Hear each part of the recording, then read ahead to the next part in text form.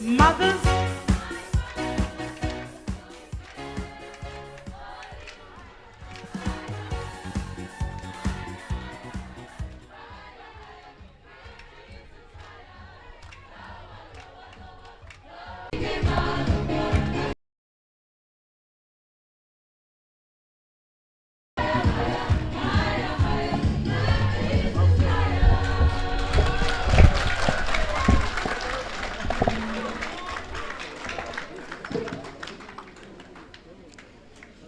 Whawheta, whakai whiawhini. Furoto ata aloa koen. Tata nake kakawa. Kai muake lotu. Aneo na whai whakapauri pe lotu aneo. Tapa moe. O tua wawhio ho taulotola Tonga. Whaka apa. Tap mo tangata ik Palestina.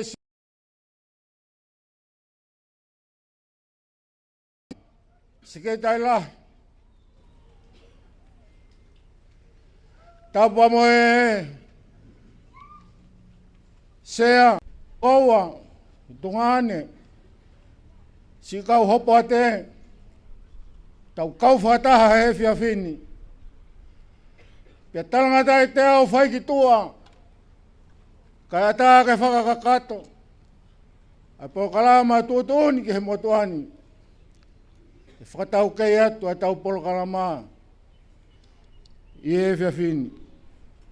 Ka hiri pe whakahoa a whakawhi, taha whakafonga, tautupu, me he vai whanua nusila o losaline ahio e kātak mai o lau e tau himi ulua ki e kahiria e lauat Antonio Fifita e whawawonga e tau tupu a tongatapu a e tau resoni pe a whakahoko atu he whaifekau e ngā potu ngā aue me Australia e whaia e tau lotu. Wakahiria e tau toki hoko atu. Maamaloa bita. Rosaline ahio e lau e tau himi.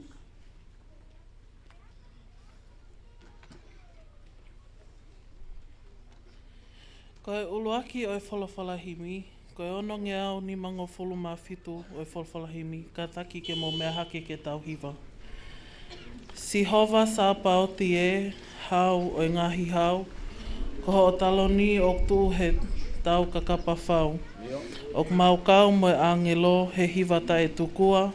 Mo whakamalo atu ki he tupu i o tua.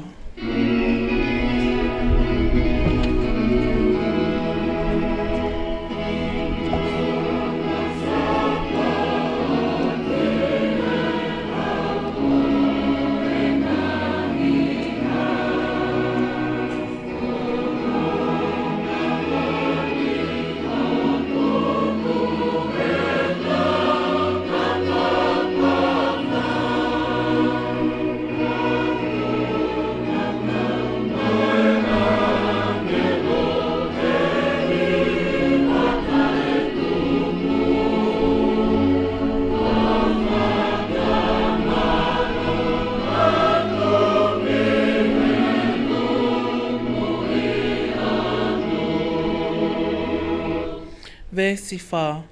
Malo he omiha whanua whe unga moe kakai. Maungo fua he mea kotoa ke inu pe mokai. Koe kelekele mahu e pe a kahalaia. E lau e hai ho mau koloa e mau me he tahina.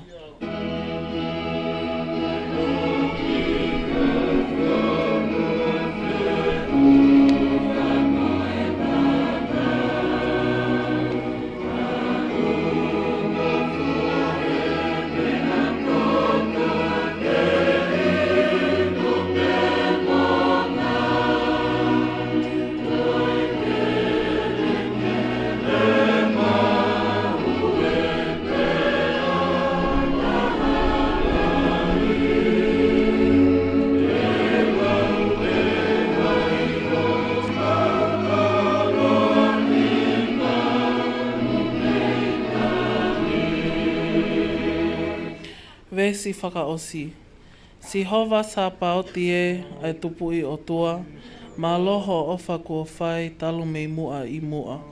Tau kau mo koe he kahau, pea e hulu noa, ai monu ia mo lelei a Tonga manakoa.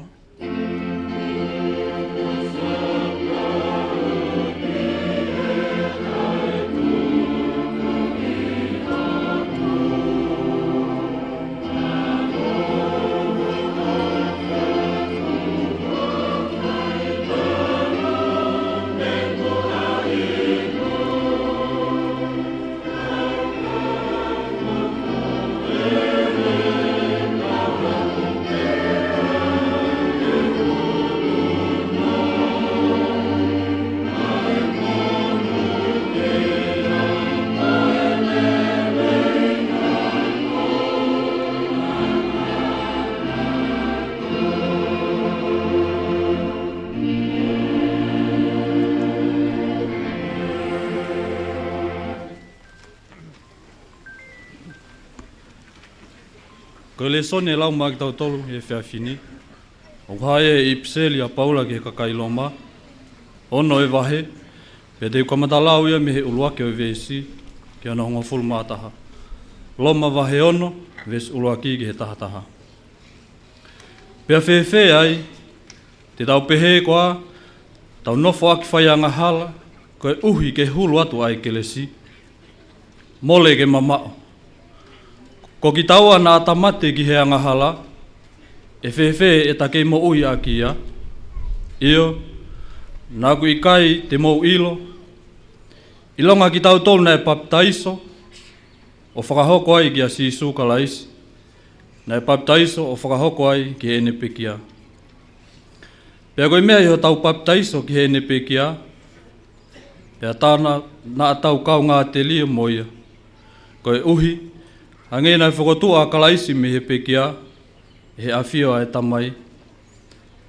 Pehe ke whai ake ki tau tolu foki ha mo ui o whaou honoanga. He ka pau ko tau tupu taha moia i he tatau o ene pekia, pe te tau pehe foki i he tatau o ene toi tuu.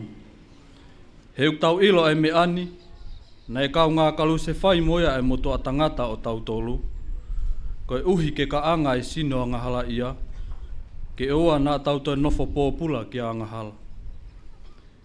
He koia kua mate, ku ata ia me i anga hala.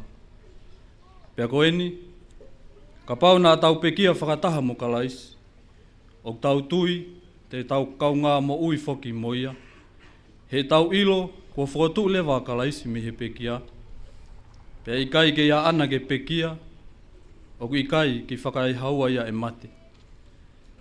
He koe mate nā ne whai, koe mate ki he anga hala, o tua taha tofpe. Ka koe mo ui o kune whai, koe mo ui ki he otua.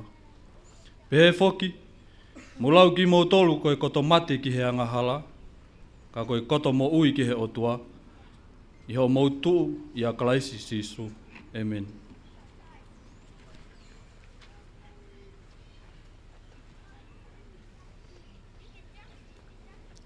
Ke tau lotu. A koe me he tai loa o go puken ki ai. Neonga te ta wholoa ka go pau pehe o ku atamai. E kai te tukua ka ua ke ofa mai. I kai ko koe na pehe i fō mai he halani. I kai ko koe ia o kuke tauhi o maungahi whaamili. I kai te tukua he nā ke wholofola pau. Ko koe te ke mua o i kai te ke tukua. Kai oua ke o me ia ki hoku api tauhi mau.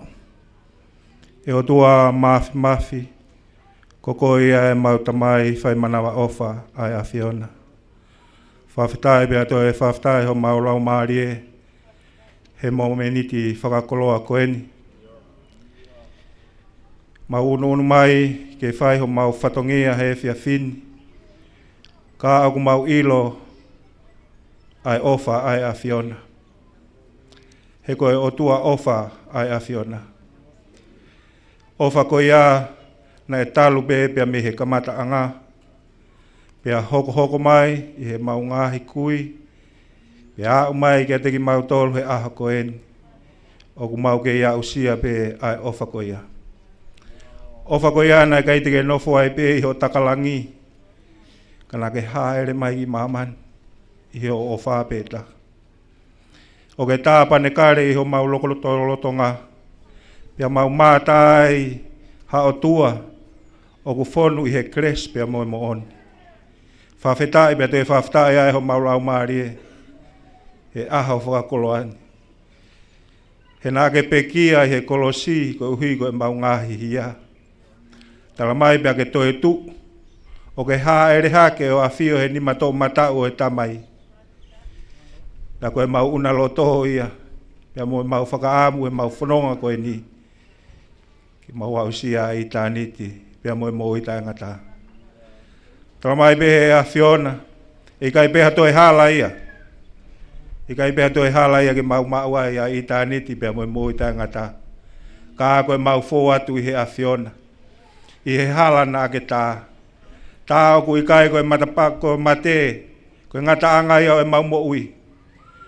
Ta koe mate koe matapā ia. Ke mau hua toa ke maua e mo i tā ngata. Whawhetai anga ia ho mau lau maari e. I he aho whakakoloa koe ni o mau unu mai. Ke kātoa ngai. Ai senturi ua o e lotu i Tonga. Ko hai haloto e tae fia. Ko hai haloto e tae hākailangi tau. Ke whakawhetai ki ho a fio. He nei kai me a mau tolu ai ahon. Ia mōni pē lau ai sā me. Nei kai mata i vārea a mate. Pe koe tonu ha mau whakawhea ngai. Ka koe ofa mata tā pē ai a Fiona. Pea moho tauhi. O maua o sia rere ai aho whakakolo ani. O tua e tāla pē ai whatongia koeni. Pea whelupe mau whānau. Pea me ngahi wheitu uke he kehe o kolope. O mau unu mai ke kau whakataha i tongani. He aki ai loto o kuhonga ia. Pea mo fia. Ko hui koe tauhui ko ke whai maa ki mautolu. Ko osi mai alangi. Toi pe ki mautolu. Ke whaki atu mai a Fiona. Mauhanga atu pe ki ho a fio e o tua. Ke tā puaki mai. A tare ki tā kai mai Palestini. O tau tupu, si kau whai whekau e, mau kau whataha e ahon. O mau whangatoko ua, o mau whangatua whaafin. Si ki nau tolo kulawa mai beha mehe. Prisone hua tori mau whawheta i atu e o tua. O tuku ke mau kau whakataha e ahoni. Hono hiki ai langi o e a Fiona. O kikai te mau lava e ki mau tolo ha mea e o tua. Mea ko toa pe koe whai ia he a Fiona. Pea ka pauna e kai kaua e a Fiona ia te ki mautolo. E kai a mautolo e aho whakakoloa koe. Pea koe mau lotu ia pea moe mau kore ki ho a Fio. Mau tau tapa. Ke kau mai e a Fiona he kātoanga o e fia fini. Pea iaha mea te mau au sia he fia fini. O kui kai ko mautolo ia. Tuku ke lang ia e a Fiona. Tua e o mau ke whake atu ki mau toloni. Hanga au e o mau whai ahon. Tuku ke lang ia e a Fiona. Mau luwa ka kato atu ki mau tolo. A Fio a he taloni ho keresi. Ka mau whai puno atu ko ho whanau. Tāke atua e tau whanonga whakainu ki mau tolpa me vai ola e mo ui. Mau kore kotoa ngahe mea nua whapeho alo ko sisu. Ko ho mau e ki mo wha mo ui. Amen.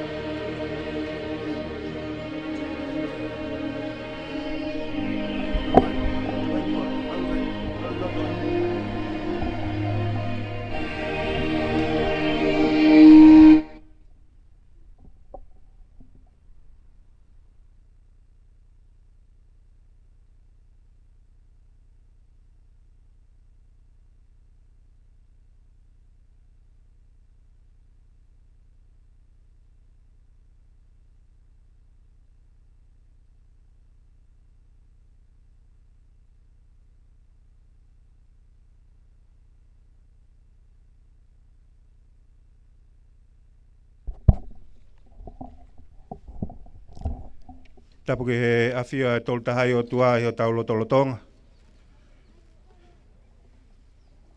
Tapu ke he kere koe ni ko whakatapui ke whaia e tau whakawhiangai he ahoni. Pea o kore ke Maamaloa atu pei he tala whakatapu kakato e whonua pea mo e lotu.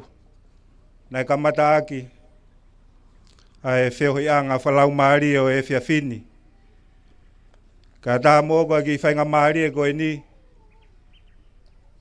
whatatau he tau Polokalama ke whaha ki itala loto.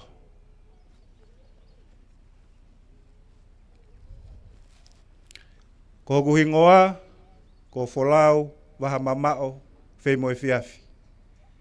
Ko kuongo mātua, ko tupou whai ana whei mo e whiawhi, pia mo talaku o ewa, whei mo e whiawhi, pia mei uiha haapai. Ko tau nima ngofuru, maa nima, aen, hoko e taun. Neongo ko ngari luk keisi ipe, ka ko osmotua. Pea ko e uhinga e te kei luk yang behe ko te loto tau atai na mo fia. Pea nā ku tupu hake pehe o mātua, mau whanonga holo he lotu, kamata se tuata o mātua, pea whai holo e whanonga, huge he ako, Ospea me he ako he tau taheiwa walu hiwa, me he tupu high school, pea uhuai ke he fololo e hau, o ako engineer pea mo uhila, osko ia pea u hoko atuai ke he aluwaka. Mo ilo pe motole o lunganga e si meni, pea koe mo uia e motuani, na kukamatai, pea whai holo ai whanonga, pea mauhoa ki niwa top tap, ko hoa ko lompea u whemo e whiawhi pe moia, pea uai mo maki whanau e toko tolu. Mauhike at ki Nusila, whakaunga tā maki ai, ne e hoki tare ni ti koe uhila pa hoa koe nes. Pa mahike ai mea ai ki Australia, whai whakaunga tā maki ai, i he nesi ai pe pea mo uhila, pea whawhetai, ne ui e ki he mamo ui. Iliaki kotoa ngahi maari mo ngahi lere ko ia o e whanonga, kama whoki mai, o ngā ue mai e ki. Ko e whawhetai anga e o malau maari e, kai ke mato e lau ha koloa, pe ko ha mea e maamani ko ni. Futaulahi ne tukuanga he motuani, ke whai hoku loto i maamani. Whawheta, ala mai e ki he kumo ui, ke whoki mai, o ngā haue mai e ki. Pea, ko whawheta ianga ia e ahon, hange koe koloa ko ia o e resoni o e ahon, o tau whakataha mai ki ai, mahino koe pekia na e whai e kalaisma ki tau toluna e tātua tahape. Pea koe hiri pe koe ia, koe whamau ia. To all the youth, we gather here today, I want to ask each of you a personal question. What gift will you give to Jesus as we celebrate this milestone in our faith? Each of us may have a different answer, but the Apostle Paul reminds us that the greatest gift we can give is our life. Turning away from sins and uniting ourselves with Christ. This means choosing let go of the things that we separate us from God, opening our heart, accept Jesus Christ as our Lord and Savior. That is the gift that truly honor Him. O behebe, ai talaloto ai motuani, i he tau kātoanga ko eni, o whai. Ko hao mea ofa, mai eiki, ki he tau uange au ko eni, ai hake ai lotu. Ko e ku mea ofa, o si ome mea ofa e ki ma koe pia mo au. Aine ku he ipseri ahon, aine pekia tātu o taha, pekia tātu o taha, pia maa koe pia mo au. Ko hai ki taua, ko hai koe, ko hai au, ke haere mai e ki, ai tui o ngahi tui o pekia he kolosi ko huke tānga hala.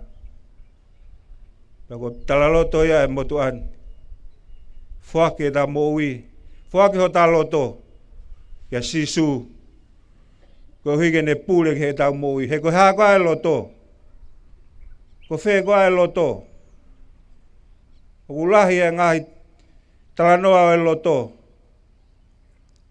Pau tau whee kumbea koe nihu na upeheke tuku e whitapakaha ku uria e loto. Tuku e inu ku uria e loto, i kai. Pehe kau whare si, whano pia toki kai he ku uria e loto. I kai. O kai koe loto ia. Koe hae loto.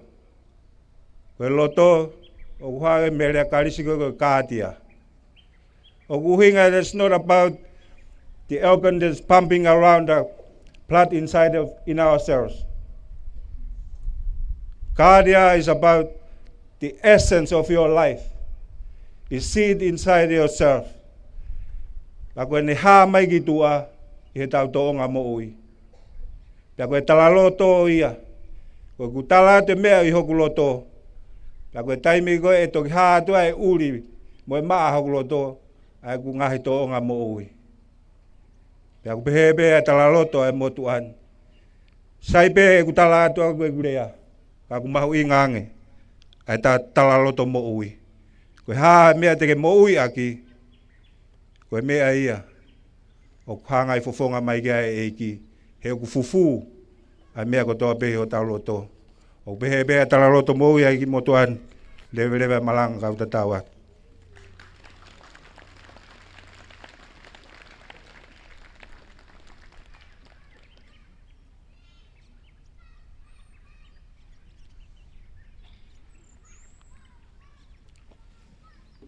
Whafta I ato maf. Whamalo ke whaifekau. Whaifekau ene o ngopotu ngā aue me vai whona Australia. Ki lawe no nope. Ko kau whaifekau koe ne ngai vai whonua. Ko ngopotu ngā aue ko inga ke ako whakaristiani. Ai nia unau tataki ai o wau koe ni. Ka mo potu ngai evangeli o. Iwi lahe mona na toki na whakangongo ke tare kita e ua. Ko taha eni o whakafofonga mai a tuk os ene tala loto koe ni. Ko tau Polokalama, e tau hoko atu ke ngāhi teu, le soni whakatata, ka pehe ke ngāhi action song, ke ui e pe matangi. O lau maari e, ke mao e kaweinga, o tau conference, a tau tupu he tauni, ke ia te ki tau tolu, ai lau maari e mao ni o ni he tau katoanga. Ke ia te ki tau tolu. Hiri pe whaha ko ni, whakawhi at, ai whare o misa kākire, ko whare o kui ai ngahi potusas koen kolofo ou, ngere ia, tai haloto, halarewa. Ia mohala fo ou. Ke nau whahau kato e nau resoni whakatata. Mo mea ipe, hala koe ni, hala waha kolo. O hinga e waiwa e ongo kolo. Kolo motua, whahai mai koe ni. Kolo fo ou, whahai hala ki he. Kolo motua na nau whaosi tau o wawa ni afi. Kolo fo ou enu nau kamata. Ai resoni whakatata i aho ni. Whakawhi i atua misa kākire. Ke mo mea mai, o whakakato ho mou resoni whakatata. Kore atu pipo haipe, o si hena pe kaweinga, mou tolu koe o ku hoko mai, ko ne mau pe kolofo ou, me atna tolu, hai hoko mai ai ngai whare, o ku teu e Polokalama ke whiawhini. Maamaloa pito.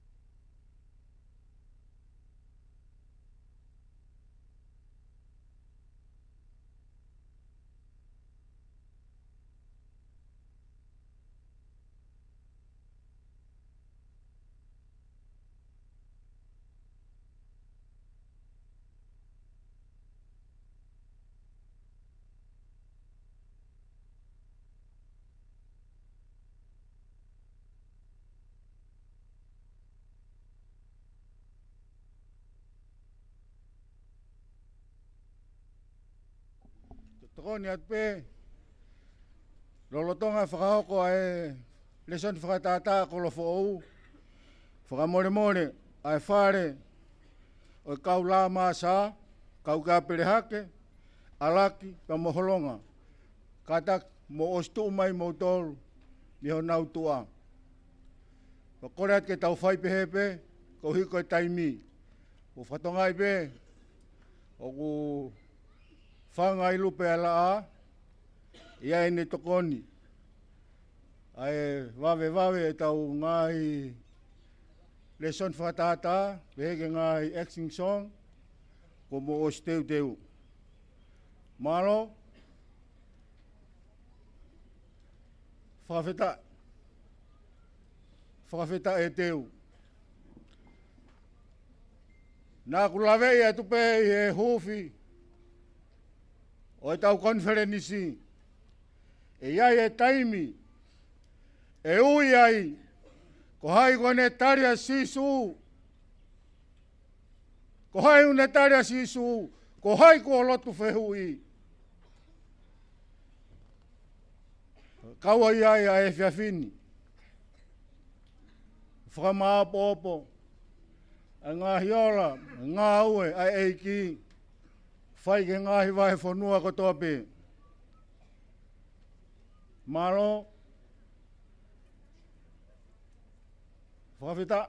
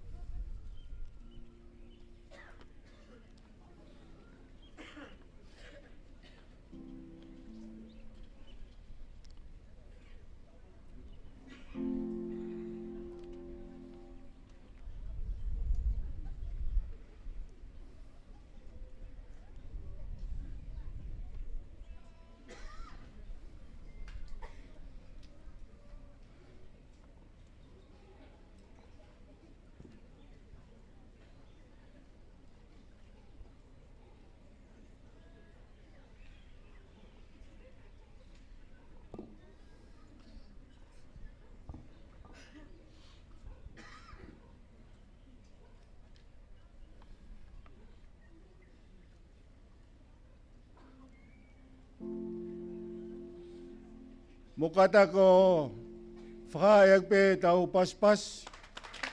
Tari. Ai whare ko misa kākire.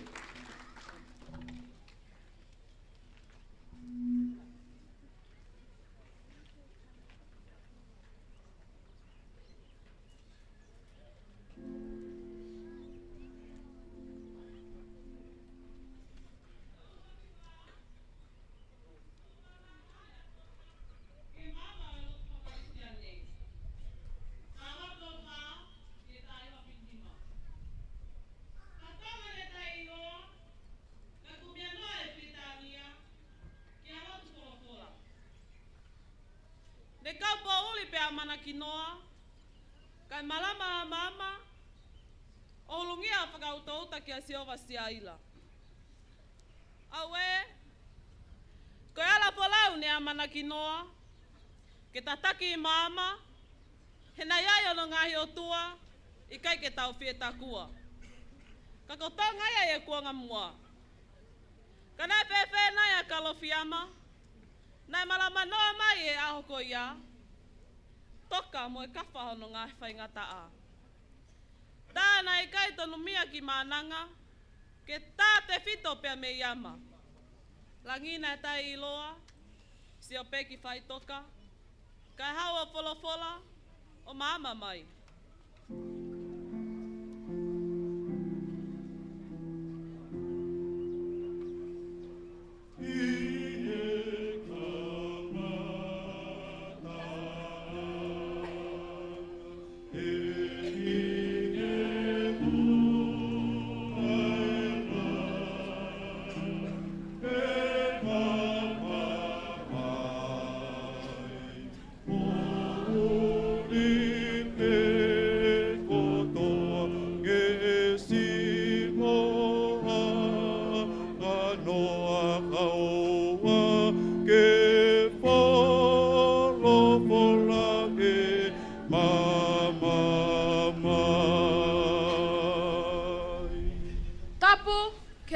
Siuta. Tap ke fetu hapa, noi kuonga, moi fale o ha moi ofo. Tap ke ho eki mo ha mata pule, kau tala eki hono kotoa. Ke mawangi mui atu pe mua, he tala whakatap ko whakatoka, he aho, Mahana whaunga. Kai whakalanga ha manatu, maha talanoa, ke malama e lotu he tahawau tolwha, o ne tawhe whakalau he ngahi konga. Toa peo mauloto, he mai wakfa. Tapu ki leon, kua toa whai marai kura. Rawak matua puak, o mea mangafu, ke mau rawa na at, ke raki kuanga. Me kawa whanua pēr no whatonga, hoange, a hiki ki kawa whalato whanua. O kehe pēr tonga tapu, wawau, ka moa pai. Nai a whio pēr tau whahau I hapai, he koe tu I hapai. Ka nai tapua e Maamaloa te wholofola me I tonga tapu. O ne talia, pēr ne tautou ha e lea tonga eiki, ke o tu whake ne mama.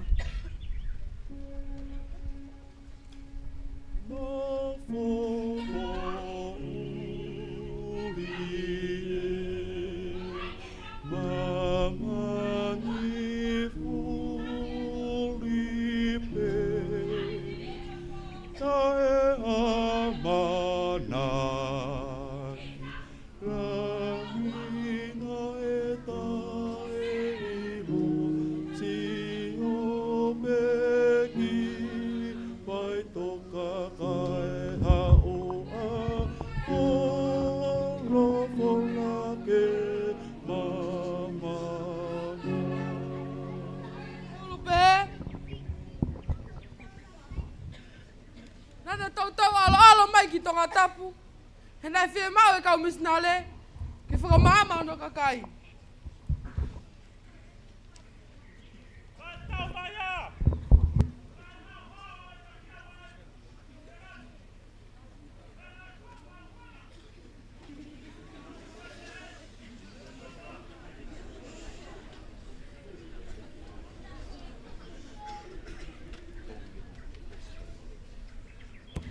E ngau talo kakai, kana tau kawe pitawi, au I tokon, ke Thomas, mo Mr. Cross, ke tokon.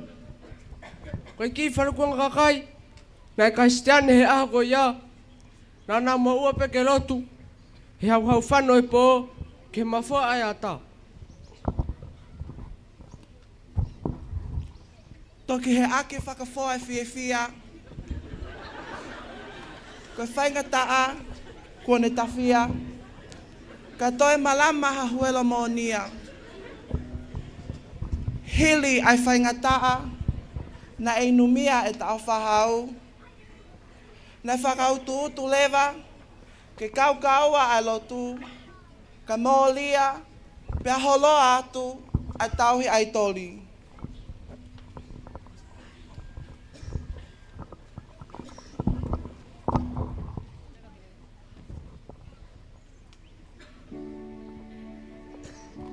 Tau tu tai tonga tapu.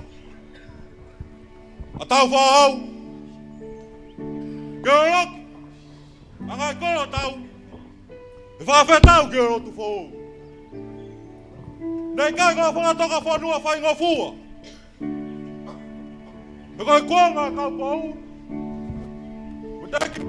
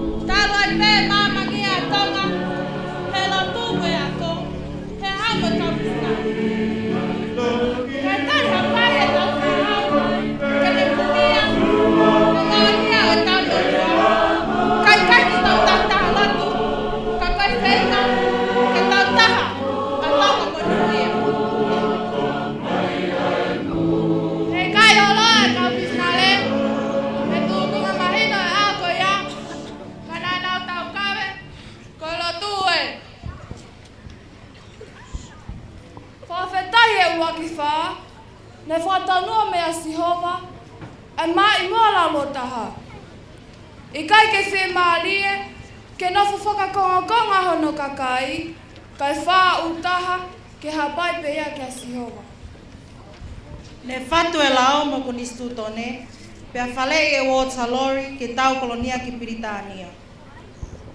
Fafetai, na ikai tene he mangofua, he kai misnale, na nau ka fataha.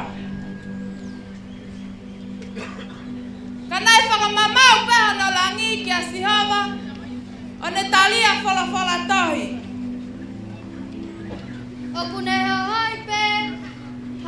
Okune hoipe ke la langa hava whengawe aki mo whewhawhani mo Britania. Ka kui kai ke de whinangala whakataha mo hodo kakai ke whakaongo ki ha whonua hau I maamani.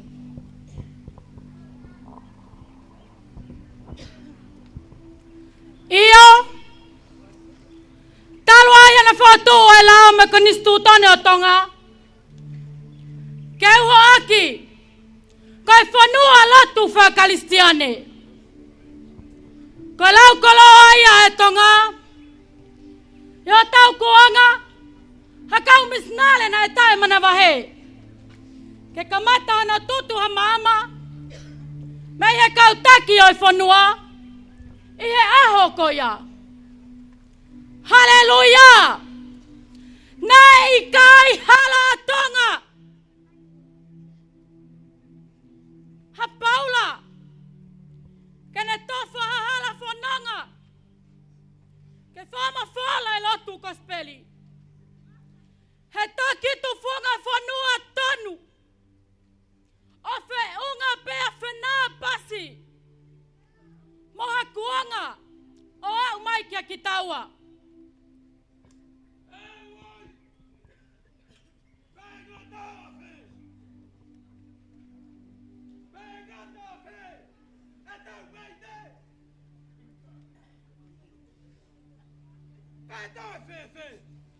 E koe mai moa fisi mua.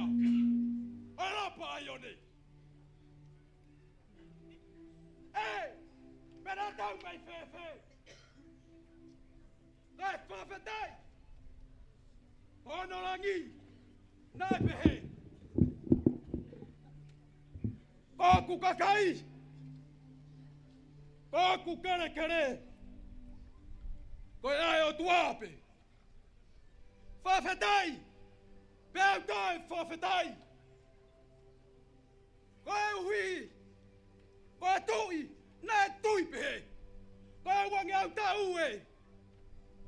Wangi au ta ue. Wange au tau e ku kenga ngatu pe. Kiniwa mo niwa. Isa pe moewa. Ta kei kau pe. Ta kei kau pe. Eta ko e tau matai koloa. Ko e lo tupe. Ko kore whamure more atu. Nā kua mahu me te uhinga. Ai whorowhora he ahoni. Kai masiva e talango fua o tua. E lau maari he maa nyoni. Toi ala mai pe.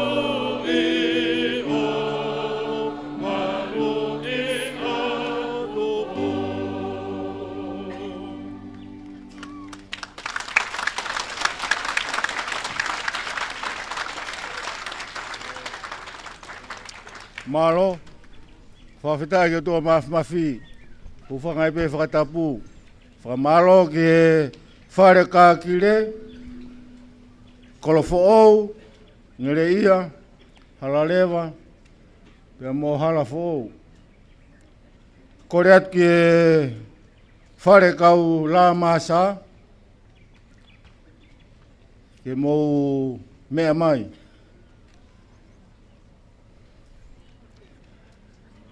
Whamanatu atu pe, whakamore, mō ngāu eke e mea whakaongore o lahi. O kai mahu inga ia ke ongore rei mai. Aho mō whekau, na mō teu, ki whakainasia ke whiohianga e whiawhini.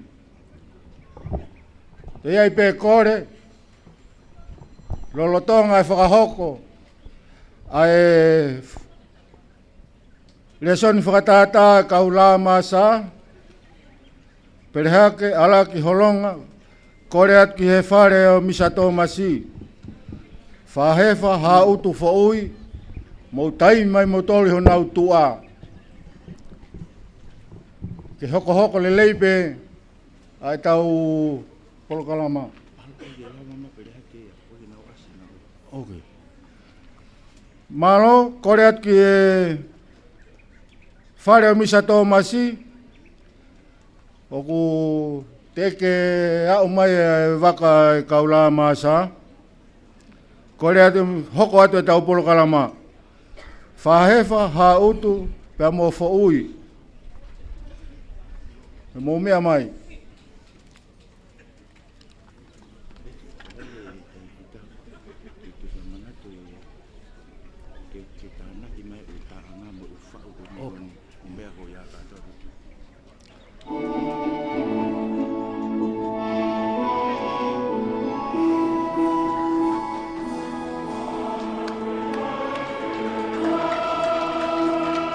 Kata ko paspasiak,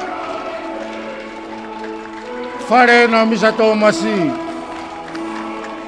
o kuiai e whahefa, o hautu, pia mo whaui.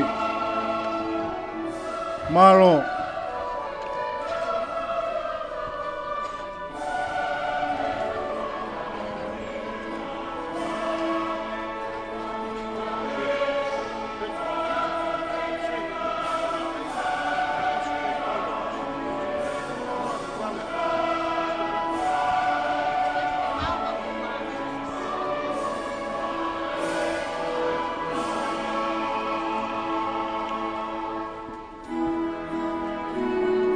whakatulou at pe kore ki Exing song e vai whanua Australia. Ka hireni. Pia mou hoko mai. Whemau ke mou I tua ki mou tolu. O e kinau tolu whakahoko I lola tongani. O ku wawe pe a taimi. Mo mea e pe ku wawe hau ai pouri.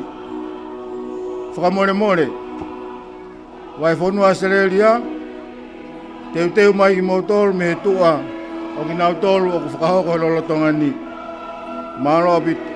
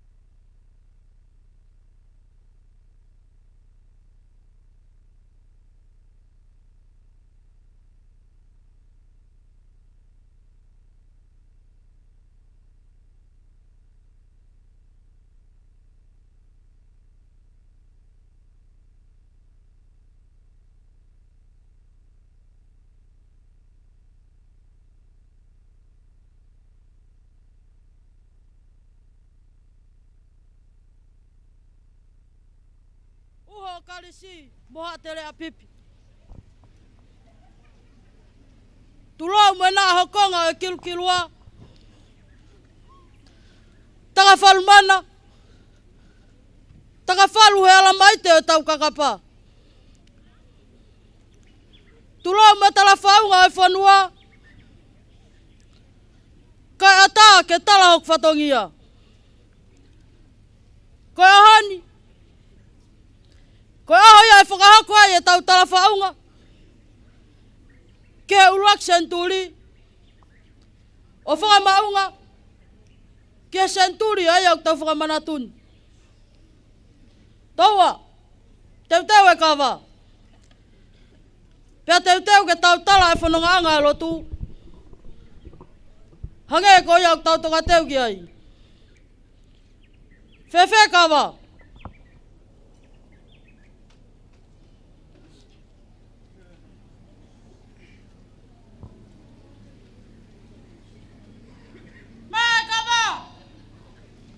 Talafononga o tāpuha. Isa, hātau ho whaiwhai tōnga. Ho la kai e whirimo e neha. Ka ke awe e whekau ke tāpuha. Vai ua. Talakaunga uaki. Ulakai. Whawhanonga moe a whi.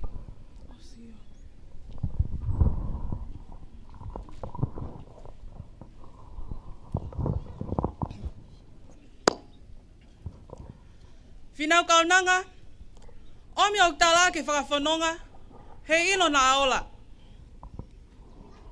Ke aho ni, hei kai te he ngai tatau mo atua, hei kai te ke tau whatahi, te tau whakau ka hau. Pea whakatoka mea, te ria tala heu. Oklelei. Ka tau whake o tau amno whanga. I whai e vei pā e se anani mo kuotua. Kai lava. Ke tau sio ke o tau makatunga. Ei! Ke tau ata me heina. Te lea nā whoho tau karia. Vai taha. Li e tau la pe auri tuu, pe aturi ka veinga, pe atuku e sila ki tau tahi. Kua lelei. Kua na panga maali e uno taki. Tuku e la ke makona. Kai lava ke whai e turi ka veinga. Kai pau e kua pulanga. Ka whetai e kula wala. Pe lava e uritu, kai turi ka veinga. Koe whau e kua whunga unu. Isa, o tua o whai mea. Ho e tama a whinau kaunanga.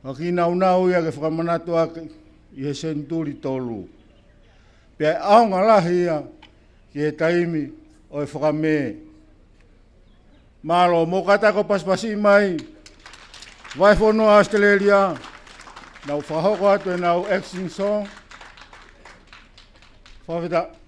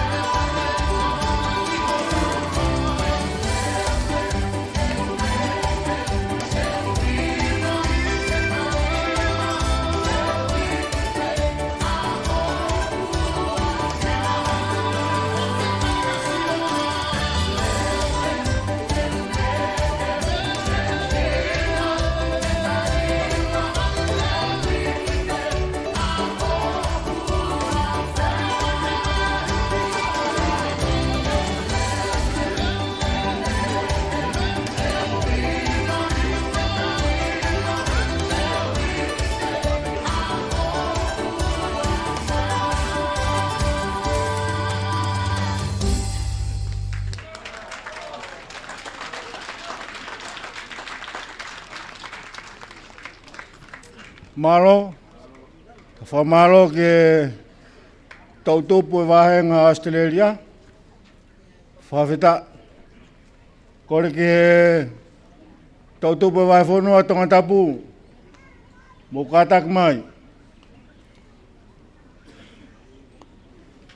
Tau komiti ngā oe. Kata ki o staimi ke whakaola mai tau māma.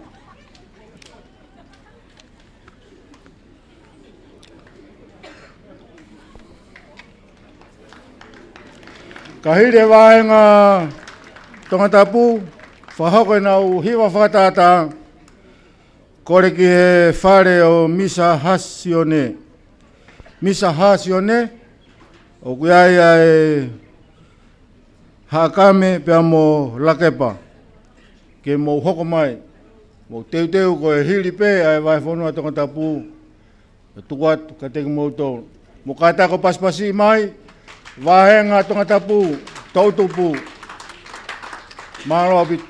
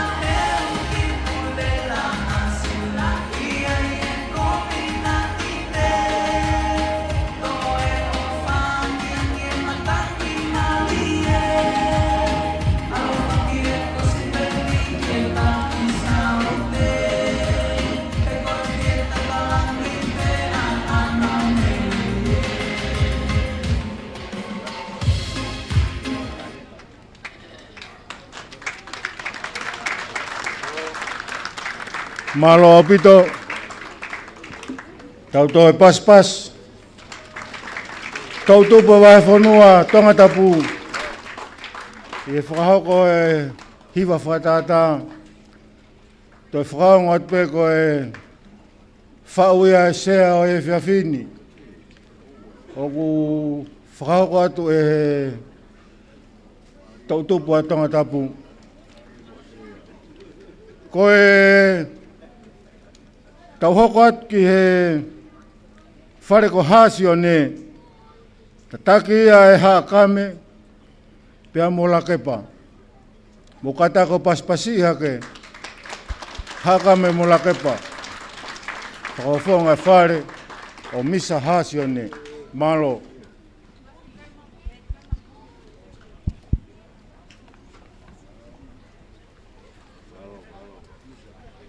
God is good. No. God is good. Amen. And all the time. Fafetai. Praise God. Maamaloa lele and warm greetings to you all. With a humble heart, I ask that I be granted a few minutes to introduce our youth group's skit in English for our non-Tongan speaking listeners, because we believe that the message it carries should be understood by all. Tonight, we want to shine a light on a chapter of our history that is often whispered, but deserves to be shouted. The monumental, yet frequently unrecognized contribution of the kings of Tonga in the spread of Christianity. History books, they often focus on the missionaries that they sail from wherever they come from and land into our shores. But our skit aims to tell the other half of the story. It is a testament to the sovereign hand of God working through our earthly rulers. If it were not for the unwavering dedication of the Tongan monarchs to keep Tonga for God, from reign to reign, from generation to generation, Tonga would not be the blessed, peaceful nation and people it is today. From King George to Paul I, who formally caved and dedicated our land and people to the Almighty, down through the royal lineage to the present day, our kings have stood as the guardians of our faith. They did not just rule, they led our nation to the feet of Jesus. They ensured that through every disaster, change, and modern challenge, Tonga remained anchored in the gospel of Jesus Christ. Thank you, God bless, and enjoy.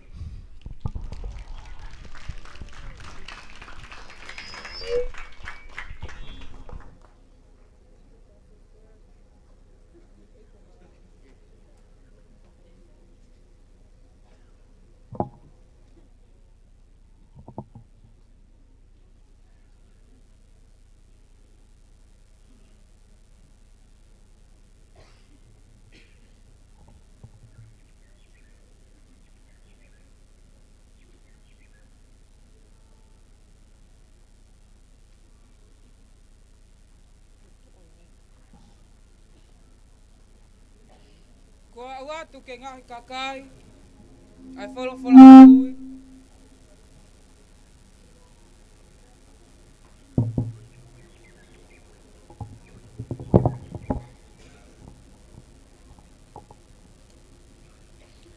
Ko aua tu ke ngahi kakai, ai wholofola mo ui.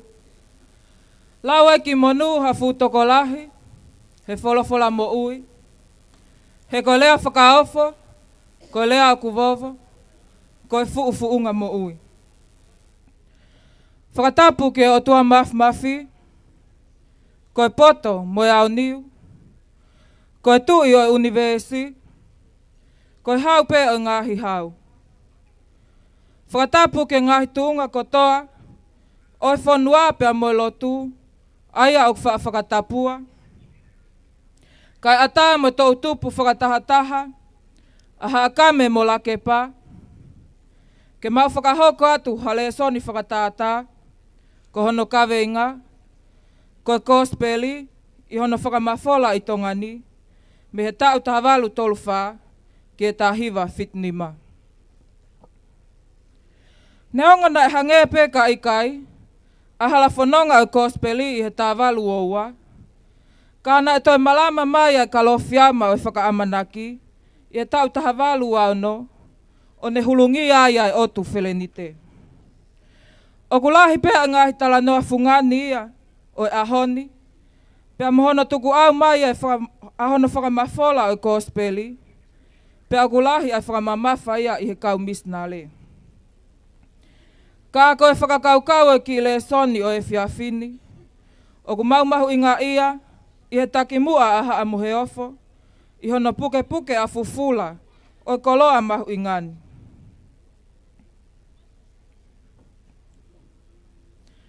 Kāna e tai oua e langi mamao ai uluak whā. He i kai te taua usia ha Tonga o kumonu ia. Pea hoko ai ai kalauni, pea moe lotu. Koe koloa tuku whakaholo aha a mohe ofo. Talu mei he tāwalu whānima. Ne lahi pēa ngai whakaatungia mo ngai whakamanamana ki lotu. Ka au tau whakawhetai. He nai tuu whakamaka tuu pē, ai tui mo whalala o tua ai whare o tupou, koe pani a Sihova, o tuu loa mai ai tui ki o tua mo ui, ki o tau kuongani. O to tonu pe ia ke tau hake a kii, ai kau helo, ka kau paionia me to tisi na nau omi ai mama o kosperi, ki o tau ki whonuani. O tau ke tau lau kau aki, mo manatua foki, mo kau paionia Tonga, ni ngā oe whakasetuata mo whakawhaiwhekau, ki e pou, ki ono whakaua ue tala noa fungani o lotu, ki o tau kakai. I ono whakatonu lea mo whakamooni, ki e wholofola mo ui e otua. Ka neonga e whakautu mauku e ngā ue, na e kai whiunga ai tutu māma whakatau taha, ki hano ului e whonua whakaluku fua, ki e lotu whakakaristiane. Ki hana whakatoka a gospeli ke loto mo loto a Tonga kotoa. Ne whema ai mawhaia mo e visone e kautaki, aho eiki, ai ngahi tui. Moni pe a tala loto a misa Tomasi. O kane tai oa e poupou a tau whaahau. Pehena e kai malawa ke whakaili ai lotu Uesiliana i he otu Tonga. Pako e tau whakamoni pe ia. Kane tai oa hono tau kapo i hono tuku whakaholo ai lotu whakakaristiane. Na i kai te tau au sia ha Tonga tau a taina, malu mo whiewhia. I he taha walu tolu hiwa, i pou ono wawao. Pea i he konistu tone o taha walu whitnima, ne whakahoko e he ulaki tui o Tonga, ha tuutu un mahu inga. Na i kai ngata i he ne tari whakafoi tui tui a kalaisi, ka na ane whaaki a kotokotoa a Tonga, ki he awhinima mo e malu o e tui o ngahi tui. Koe whakawhetai angai a e Tonga kotoa, koe kei puke puke mai e haa mohe ofo a lotu, me he tau tangata ki he tau tangata. Pea maa Tonga kotoa, koe toki a ua uia e whakamafola e gospeli i Tonga. Pea mohono kakai, talu me i tuai ki he lolotonga ni mo ka haona.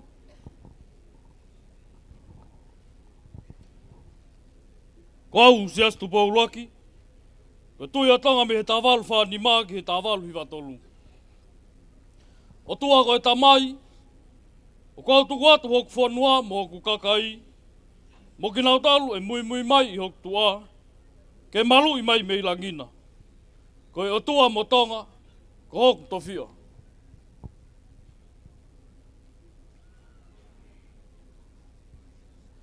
Tauhia e koloani mā Tonga.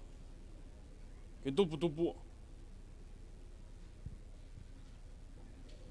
Ko au se astu pua ua. Ko tui atonga me he tahawalu hiwa tolu ki he tahiwa tahawalu. Ko haku kua ngā pure. Ko e wau honga ia e ngahi whakatanga keke. Nei kei whoa e mea kotoa. E nei asiri ai e te eikisi i. Me hu mai e lot who ou. Me whainga mai e ngahi whanua mālohi. Pe au hia ia ngai whanua kau ngā api. Kana kei tū mau pe e whakawa, e lot whakaristiane, i e whanua, pe moe pureanga o Tonga.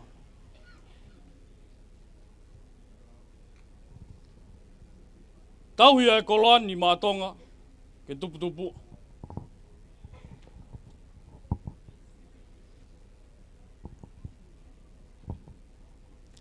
Ko au, kun sala tu pau tolu, ka kuini o Tonga, me tahiwa tahawalu, ke tahiwa anonima. Ko ho tau pule anga, ko pule anga whakalistiane, o tu unga i he o tua. Ka mawahewahe a siasi, o mawahewahe mo taloni, pia mawahewahe mo kakai. Ko hok whatongia, ke whakatahai ahu kakai, i he lotu ki he o tua mafi. Pik mau ke o maulotu, he koe matawaia o poto mo o ni kotoa, pa ko te whitoi makatu unga ia o ho tau pule anga. Tauhi a koloani maatonga ke tuputupua.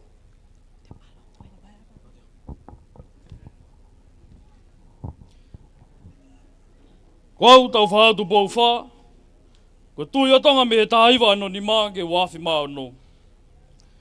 Nai whaki, pia whuakawa o tau tupuanga, o tau whanuani ki o tua. Pia koe whuakawa ko ia, ko ne tauhi mai e tau tau ataina, lo Tonga ia ko tō a ngahi pureanga ke he. Oua nā te hoko ha aho, ke tau whawhetonga ai ho tau tofia whakalau maari e, ko a kumi ki a koloa whamaterie. Tauhi ai koloani mā Tonga, ke tuputupu. Ko au se astu pau nima, ko tui o Tonga me he wāwhi mā anō ke wanoa tahaua. Ko i whakalau ni, o kui kai kua whalangak, whariari o a koloa, ka kua whawhau whamātua toia, o i whatu, o i waha o i tui, mo i kakai, pa mo i atua mafi. Ko i kakai lotu ki tau tolu, ai ako no ngahi makatuunga, mo talatu whakaholo, o whaha mahi no ai tui ke o tua o niu. Tauhi e koloani mā Tonga, ke tuputupu.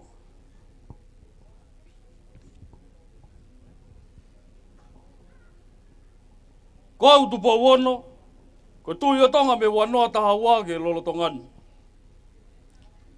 Ko e whaunga e pure angani, ko tui whakaristiane. O kui kai ko ha tau poto, o tau kolofa materia ko ni whahawhi mo tauhi ki tau tolu. Ka ko e tau whalala ki o tua.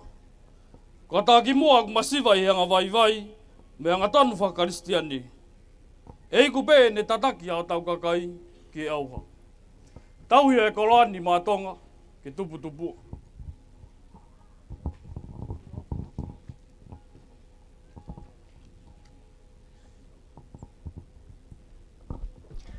Neongo nai lahi a ngahi ahi, ke potahini. He nai oho mai a papalangi, ke ne sivi ai kakai. Pea nai lahi e whanua nai mole ai, ka kotonga, o ku kei tolonga mai. He koe hau eiki nai pou, he tui ke hapai. Kua senturiwa he ahoni, ahono hapai, e he haa tui o Tonga, ai lotu whakawholofola, ko ia e matai koloa, tuk whakaholo o Tonga.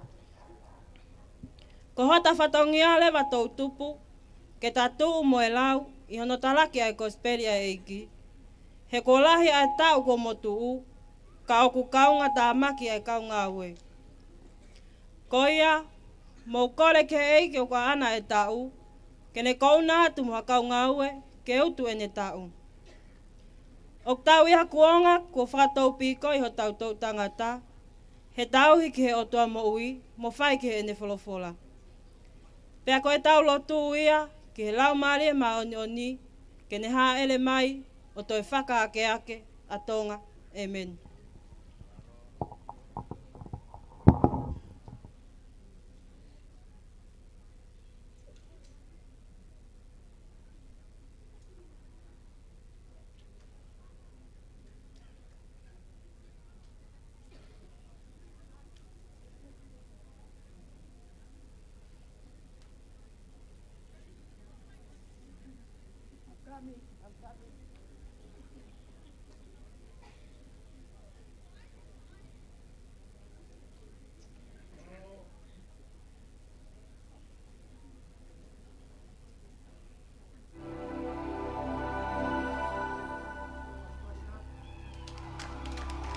Ka pau e whawai mai a hoku kakai. O hui aki a hoku huafa. Pena ulotu. Mona kumi ki hoku fofonga. Pena uta foki me o nau ngai halato. Te he. Uto whanongo mehilanu. Ka te whamore more e na wala hana. Ka te whamo ui a hana whanua. Eo tua. Toi whakake aki. Hokakai.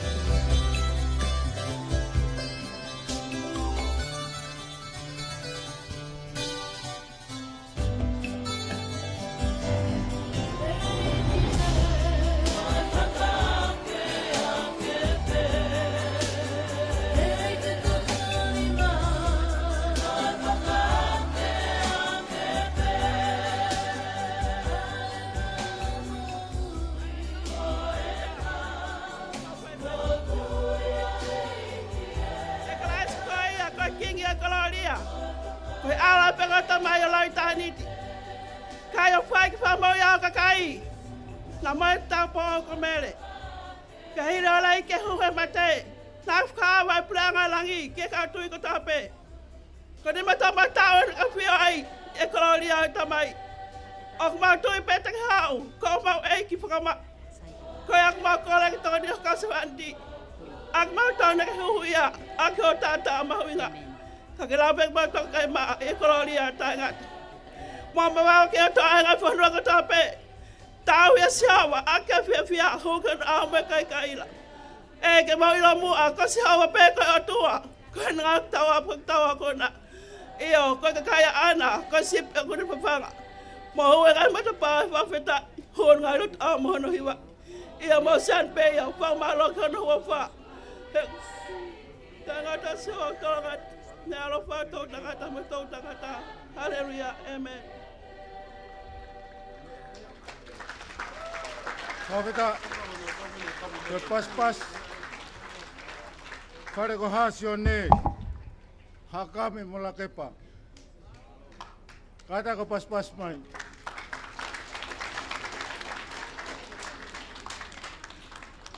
Mea mahuinga e, o whio yangan,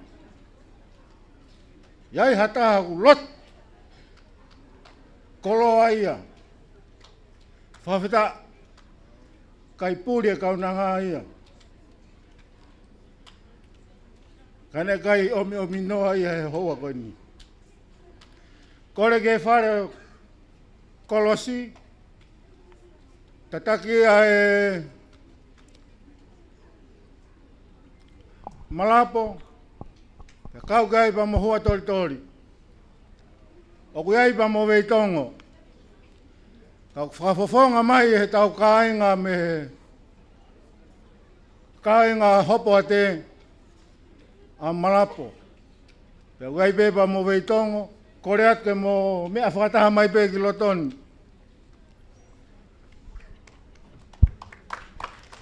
Ka hiri pe e tau whanau.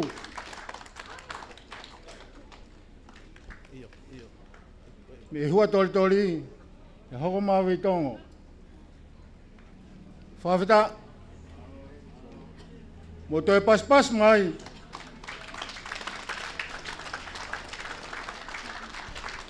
Koe ni whakafofonga. Mei he api au whaangalo ia te tau tolu he taimla. O nau kau mai he whiawini. Koe tāpuak. Tu koe whainga maari e. Whawheta.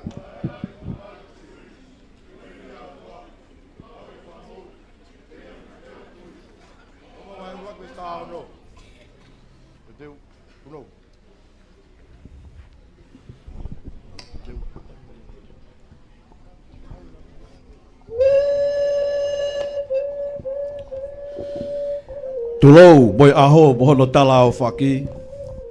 Tulou moi ongo apa o e hau koka i pangai. Tapu ke whare o ha moi o fo. Hoi ke o whanua. Kai umaa e ngai sia kotoa o e tuunga whakatapua. Koe piwa ki tala si o mau whakahala whanonga. Meiha lolo fia o e pulonga whakakuonga mua. Kai matafi ata i koula. O i Maamaloa o e tui whakawholofola. Ai maa i moa ku o tauta iola mei he ulua ki whaa. Tuku ke apa ngofua ai aho mohono ot ka veinga. Pea pui ange he moi api tupua ko riwanga. Koe ni ai tau valo e mau o kooka. Pea tuku ke hopo atu i tau mua. Wa i senituri hota whakamanatua ke talaki. Whakawhetai ko te lawe ai, si i manu vai. Ko hoto lei ko kāpani ko hatala muaki o hakau maki. Iyo, Misa William Cross, mo ne ngau e maonga ko matua i. Ko e nia ano tala muaki, pia ko e nia ano tala noa i. E tau tā fitu hiwa fitu i hono fofua omi o e lotu, mo e tui whakakaristiane ki Tonga. E la masa pe ko London Missionary Society o Britania. Koe tau ia, na e whanau iai, a William Cross i Englandi, ko a whai whekau misnare me tau Siasi Uesiliana, na ne tuuta ki Tonga tapu he ahu wahiva a Sune tau taha walu a walu. Kono whekau ian ki naua me si noti, me i Sune a Australia, ke naomi mo misa natani la tana, ke whakahaofi ai o milotu, mo tui whakakaristiane ki Tonga.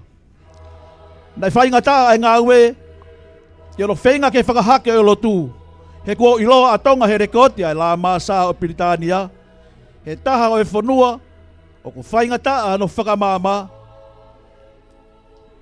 he nai whakapongi ha tokotolu i ha te iho, o i fuafua kau misnare me he la masa, pea hola foki a toi ngā me ngahi tau whakawhere au, o e tau whakakuonga mua. E tau ta fitu hiwa fitu, o longo me ai, aho no toi whakahake e lotu, ki he tau tavalu o wā e misa ware ta lore. Ka iu e peleri tau tavalu au no, nai whekau i he la masa haango tahisi ko hape mo ta feta, i hona hala whanonga ki la kempai ki fisi, ke na awhi i Tonga tapu, ki hono toi kau whaki i mai ai lotu whakakaristiane, pia whakawheta i nai tari e tupou a rea motu, ko e tui ka nokpolu hono hongo fulu mawalu. Nai tu uta mai ai ongo misnare, a misa Thomas, mo misa hasione a hua walu e o Sune tau taha walu ano, kada e kai ke tari e ata ai lotu, pia hui ai lau maari o lotu fo o i kai wawene mafola. Koia, na e tuutuni a konferenisi o Siasi Uesiliana Britania, ke whakafolau mai, haongo misnare, ko misa William Cross, pia mo misa tana, ki Tonga, ke toloaki ai ngā ue kua whakahoko e heongo tahi sini. E kua mahino kua tari e he tui, tupou a rea motua, ai whakahake lotu he whanua. Pia kua mawai, kua mawahe, a misa Thomas, me ia ata me hifo ki Nuku'alofa. Pia ko ena misiona, kono toi whakahake, whakakeake, pia mono whakahaofi o e lotu, pia ko eni ia, a hono tala noa.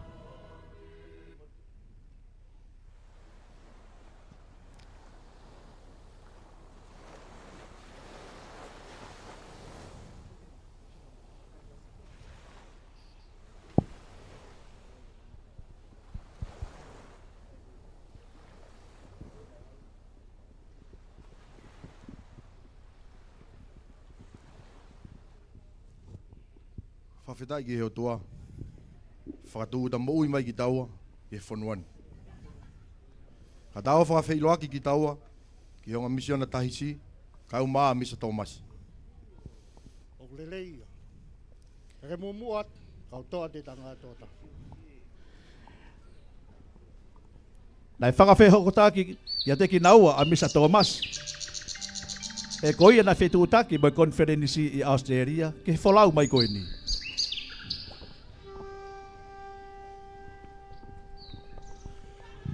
Maloho morerei. Pea maloho e tau mo e wholau. Ko misa tau masi, au ku ingoa. O William Colosiau. O misa nā tani la tana. Tau whawhetai pe, ko hui ko e tau hi ofa alangi. Whatu uta moui ki moua, e wholau nā mo whahoko.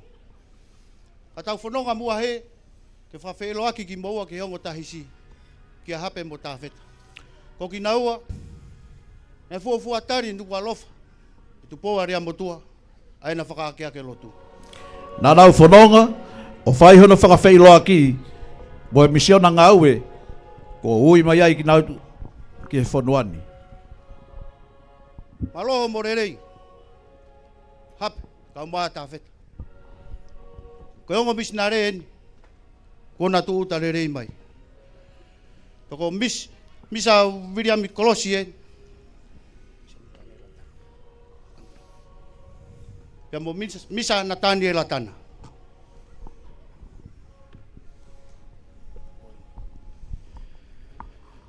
Malo e tau mo e wholau. Pia mo wakai mai pe ki e tūngau iai ngā ue. Ko e tokotolu ngea au tupu eni. Ua nā ului e tui whakaristiane i Nuku'alofan. Ko ngā ue ku mo mea i. Pea wia ia i vilahi. I e lolo tongan. He kua tari, e area motua. Ai whakahake e lotu. Pea kua urui mo hono ka inga ki ai. Whawhetai koe uiga ngā ue lahi ko lava. Ka umakore atu. Tuange mai mua e siasi. He mahoko atu hono tanu maki. Ka umaa hono whakatupulaki. He koe uhinga ia. Nai ui mai ai ki maua ke mahau. O ko whakatu atu hen. Tāpuni mua e a koe hifu. Ke whaki mai koe Mr. Thomas. Tokoni ki ango tahisin. Whalea lelei e program whalau maari. He tali lelei. Area motua i Nuku'alofa. Na whakatungia e ata i hifu. Nai toi langa e Misa William Cross. Ka maa na tāni la tana ai misiona. Aki hono wako i ai tohi mo laukonga. Liriu o ngahi nau whakalotu ki he rea whakatonga. Pea koi mo e kau papi ului ki he ngau i whakawhai ako. Pea i kai ngatai. I ahu wahiva o maasi tau taha walua hiva. Ko malamba ha toe skaina. Mi he whare o e tui kanok polu. Kau! Tupou ware amotu. Ko e tui kanok polu. No taha walu o e otongani. O kau fia. Ke u whakahat. Ano paptaiso taine kuini o vai whanua tonga.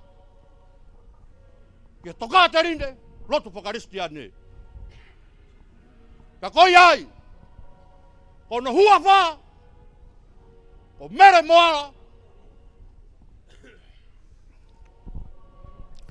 Ko e tahai di he ngahi lava mea a Misa William Cross.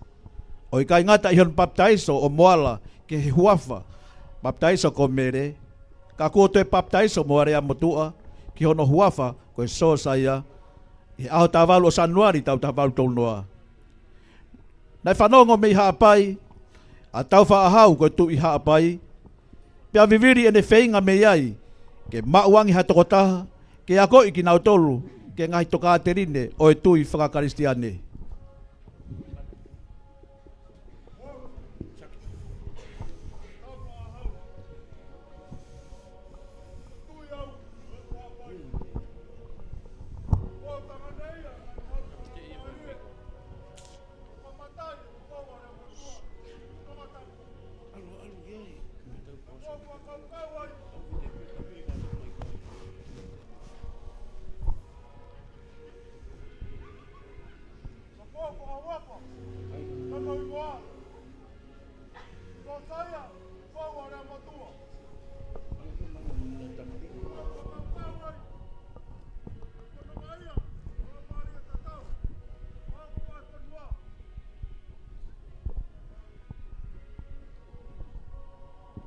Vave, mo tupu ai tui whakakaristiane i haapai, i he ngaue a Misa Tomasi, pea pou le rei ki ai mo pitavi.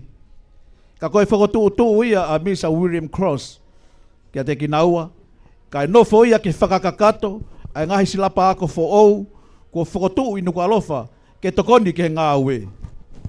Lolotonga e ni, kuongona e whina ulukalala mi vavau. Neongo ene kei lotu hi te ni, kana ane kore, ha misnare papalangi, ke vai whanua vavau. Ko au, ko whina ulukalala au. Ko tu iau ke vai whanua vavau. Ko whembau, hango misnare, ki o vai whanua. He kou ongona, ai liriu paptaiso. Ko whai e so saia tupou area motua. Pea pehe, kia tau whaahau hapai. O kou whemau. Ke kau, mo wawau he mama ko ia. Lolotonga e ni, ko te ia ai hoa ngaue o Misa William Cross, ia whakoutua lahi. O i kai tene kei matu he kina, ai whakoutua whakaisino ko ne to whanga ai.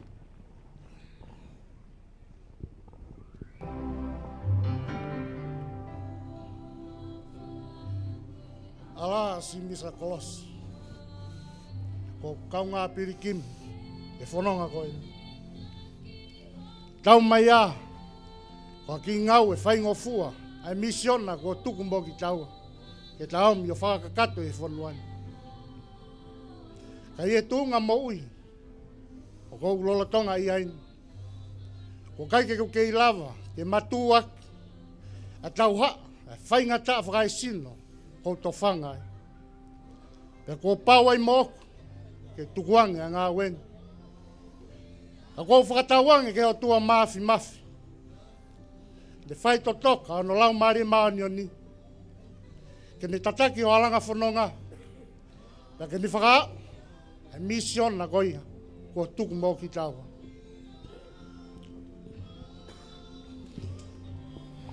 Sioko kau ngā pirikimi he iki. O ongo i lahi. Whai ngata au ki to whangai. Ki foki pe mua mo e iki. Kau nofo pe heni ke whakakakato e misiona na e ui taua ki ai. Kau fua ho ta kolosi. Pero ha pe ho no ngata anga. Ko si hova haku tau hi. Hei gai pe te masiva au. Kau o whalahi atu.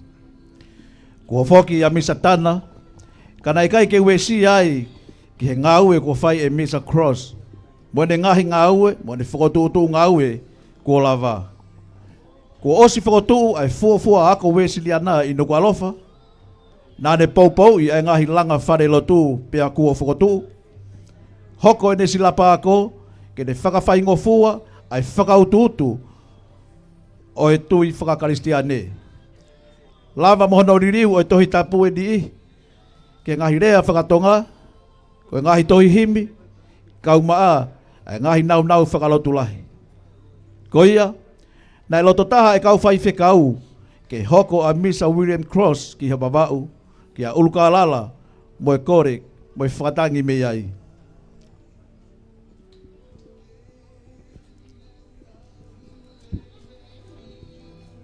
Ko Maamaloa lahi atu. Ko ui ko whainga maarie, mo e whalala o mautuku mai e te au. Ka pure mai keu tukuange, ai ku koloa ko aisake. Te ahi pe keu taria. Ke whai ono whinangalo ia.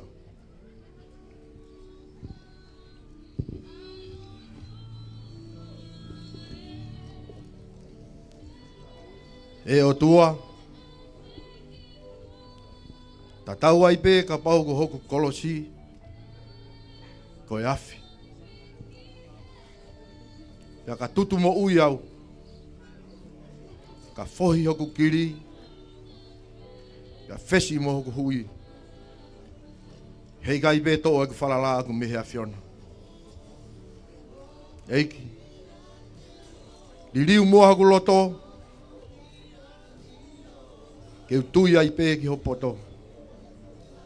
Kai whaingofua keu taria. Keu whai ho whinangalo ia. Amen.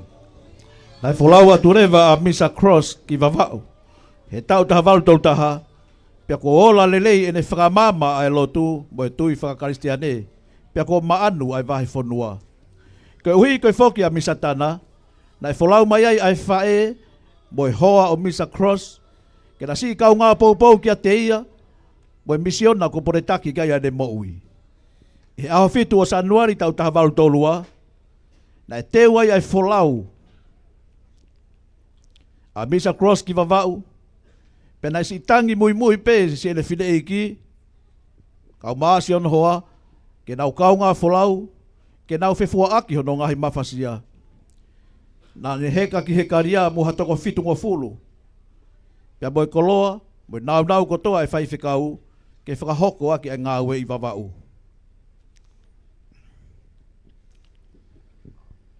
Ala si e ku whae. O gai deu loto. Te ke whanonga mo au, i he misiona koe ni ui au ki ai. Koe uiu ke whutaure ke reka. Pea ku sola e whanuani mono ngai whaingata.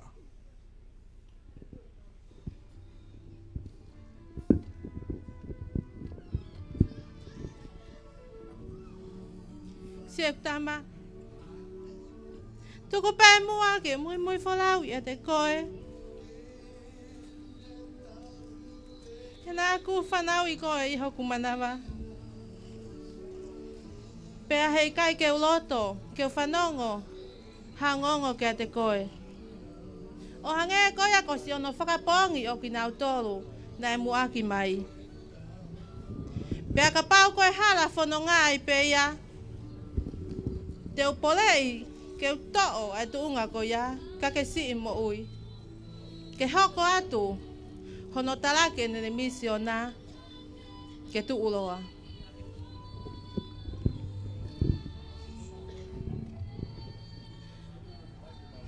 Tuku pe mua, ke masika o ngā whanonga pe mo koe he whatongia. He kosi e manofo ke umaaki. Te lia, na iai pesi a mea, te maaonga tuai ke te koe he whatongia. Ko whakakouna koe ki ai. Pea tuku ki he o tua, ke ne tataki ho tau hala whanonga. Ko mahino ai whanonga, pia ko pau ke nau wholau whakata. Pia ko iongo o e tama tu he whae, mo e tama tangi mai, io ko hasiu a tama o ku wana iki mai. Ko tahi meri he ke la mariu, pia na nau tomua whenga, ke nau mālolo ki no muka, pia tok wholau mei ai. Mea pango, ko toha fu whakai waha, pia matangi ai ho nau waka, o tolo e ngā hiuta ki tahi. Pia toka e waka i hakau. Ko hono whakalolo ma, ne si tawhia e whine e iki ai whai whekau ki moana. Kai tauala e whai whekau o kau whaki i he no nima e taha. Pia kau whaki i hono hoa me he nima e taha. Pia koe mō meniti whai tutuni whai ngata a kia te ia. He kua pau ke whakahawhi ai taha ia ki naua. I hanau pekia kotoa, o mere moai ai misiona o ikai lusia ki taulanga.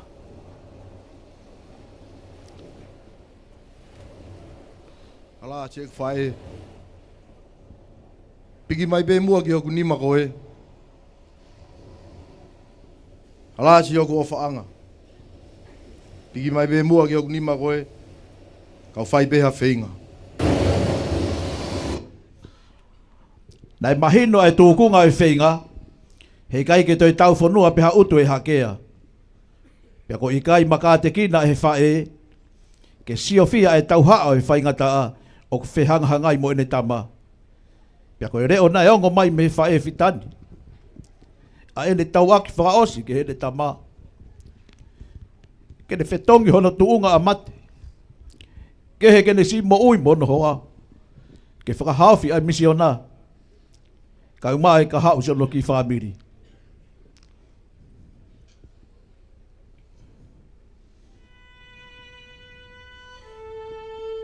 Tama.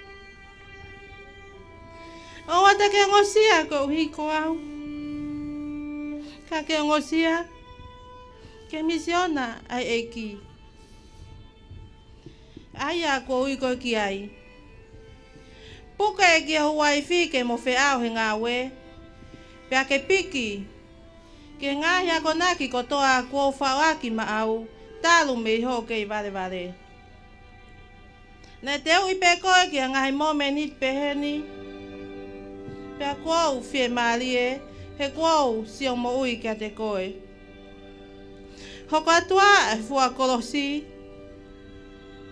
Pea whakaau e misiona ki he ngata anga.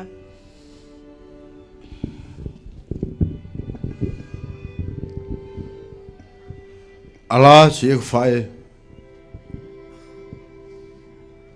Oua mua te ke lea pehe mai ki a te au.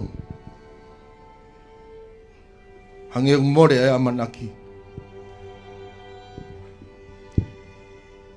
Ka mo me niti whainga taa ni ki a te au. E ke ilo ia mai. Hau loto.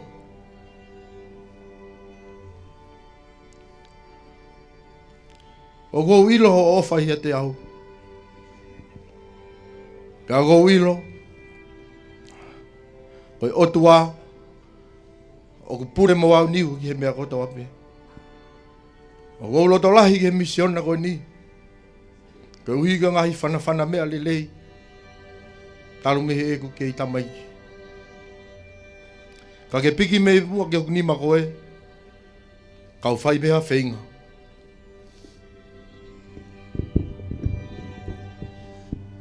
Se kua faanga, se ku fae e fono. Tuku pe mua ke fononga mo fainga taani. Ka ke si piki tai ke ni ma fae. He koe fua koe ono manawa. He ko hai hatama. E toa. Ke kafu si ere fae. Pea ko hai ha fae. E toa. Ke whakamawa e mate. Ai fua ono manawa. Kai tuku au. Ke whanonga mo i whainga taani.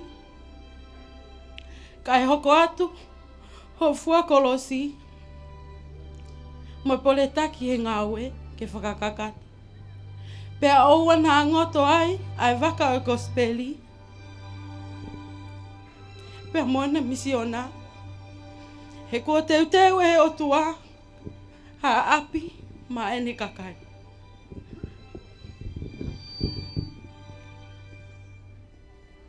Ara si o ko whaanga. Koe mate ko au ta te teki ki ai. O di gai ke uilo. Pe koe hae whakatu utu ai o tua. Mau ta ki family. A ko uilo whakapapau. O mune a fioi, ai mea koto a pe. A ke piki mai be mua ki hoku ni ma. Kau whai beha whainga. Kau hui ko ki whanau. Mo nau kahau.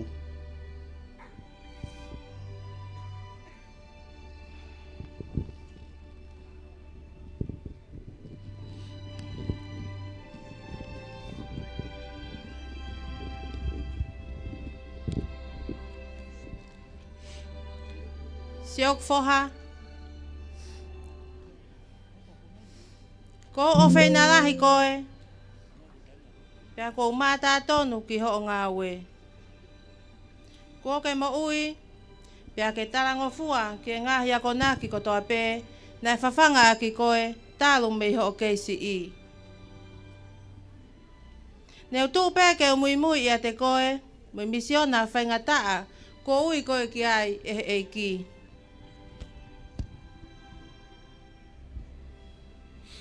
Tarai hai nai puli a te au e wā mama o mo mate.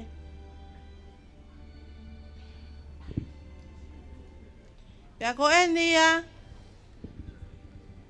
Ai mō meniti whaka osi. Ke ole atu ko atu ai ki a te koe. O kulanga hoku whatu he ofa ki a te koe. Pea o ai loto sii. He koe e ki o ku whai to toka. Ko ofa la yatu ki o fofonga, ka ke folaua. Hiri ai tawaki whakaosi ai whae pitani. Nane tuwanga ai ni mau ni tama. Ka tawhia he au tawhe ki moana. Pea koe mō meniti whakaosi ai peia. Si ene tama kene toi whanongoa ere o ene whae. Mo si o whia ai fofonga si ene whae. Whawhetai koe pore take e lau marie e taha. Kai whakahawhi a misiona. O i kai ngoto ai waka i kosperi. Pea ko tau anu meri ai o tau vai moana. Hono fufunga tāpua kin. O whakasino ia he tau ai o whai utu i wawa. E ta walu tolu whaa. Pea koe lau maari e ia nane whakaivia a Mr. William Cross. Ke hoko atu ene misiona. Ko fufua paionia ia kene toi matuai. Ai tui mo lotu whakakariste ane ki fisi. E tau tā walu tolu hiwa. Pane peki ai pe e aho nima o katopa tau tā walu wha ua. Io. Koe mapaki ai wha. Ka kei ngangatu ai o ngongolelei ai o tua. Io tau whanua.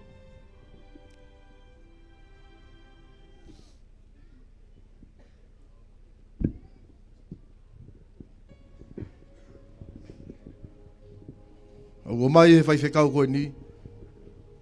Hako naki le lei. Ka te mau tolu whanau hopo ate. ai mahu inga, ai te whiri.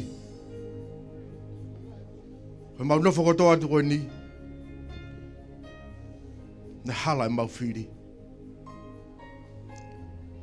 Whatatau ki ki whamiri koe ni. Ai misiona, nai lawa ke nau hanga o whakamua mua i e nau mo'ui. Neonga nai more ai whae e.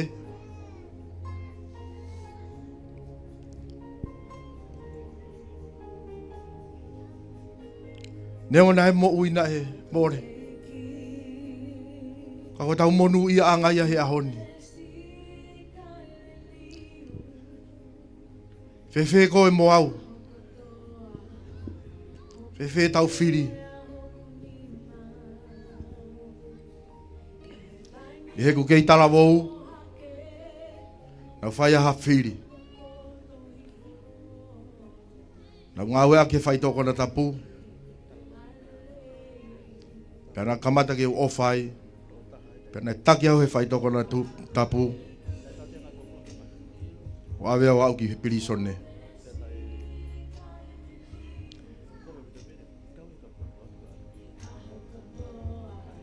Pai whaitu maularo taha ia hange tau Novo Society.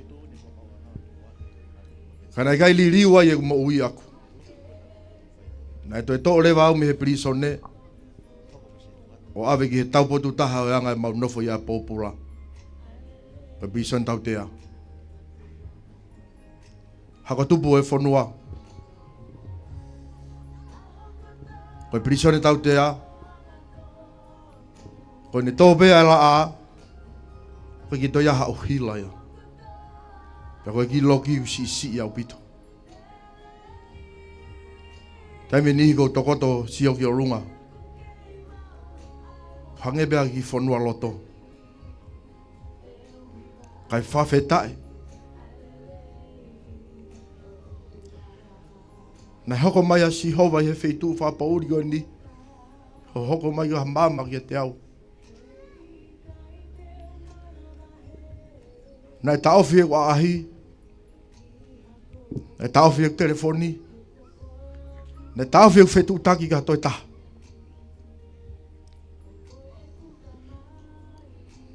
Nau piki ki mama koe ni. O kore hato koni. Tau rahe mo ui. Mea ngā kai se tane. Nau kori he iki. Whakafou mai mua. Hafou ngā ke tala noa i o whamiri. Ki au o whewhine. Nau a whare be au taha. Tara mai he se lau ei ki tohi o mai. Aka ki tohi na mai o whewhine koe ni o loto peke o lau atu a te motolo.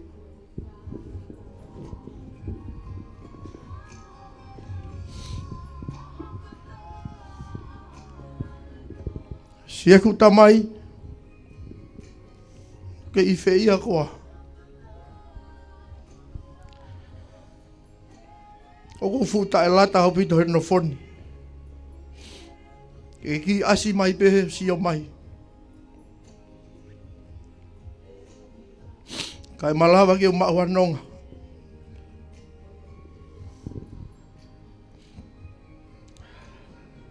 Sieku tamai ofa. O mate he ofa lahi atu ki o fofonga. O ngahi tō o ngā. Teti. O misi ho mari. O misi ho ngahi pui. Ko puri ho re o me apini. Eke si o mai ki a mami. Le tangi be mo ui ho ingoa.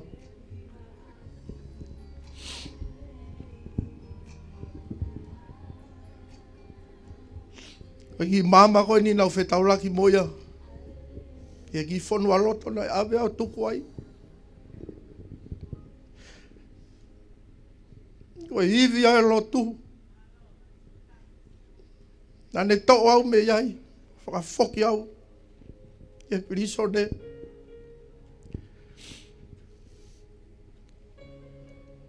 Ana e toe pe uhopo. Tau te ako e ngau popula ki he mate. Na kamata ke lau e fora. Lau au kai. Tau tala mau pe ki e ki holoto.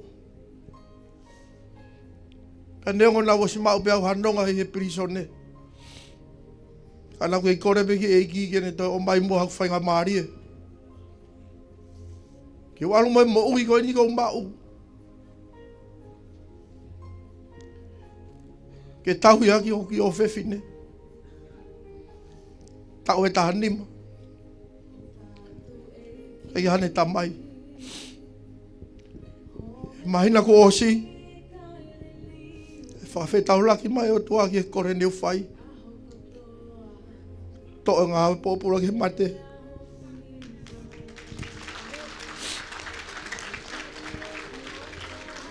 O teu ke uwhaki ki api he taunu. Ko hivi a e whiri na e whai he ki whamiri ko e ni e whai whekau. Tau tupu. O uki. O whakahawhika te mau tolu. Tau piki peka sisu. O sisu pe hika ia taimi tene tukuange pe tene hanga o i e kina ki tau tolu. Lahe kakai na mau whiohi. I e mo ui. Na e awea ki mau tolu i tori. Mo meniti pe mau i tori. Kai to ia hataha ia. O sisu pe. Malo.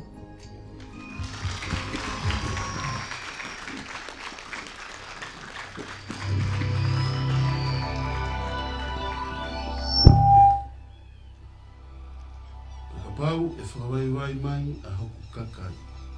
O hui aki a hoku kuafa. Tēnā ulotu.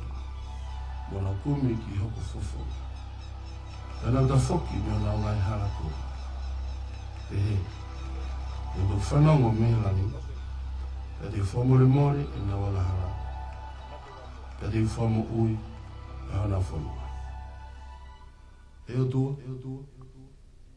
Toi whakake ake. Hokaka.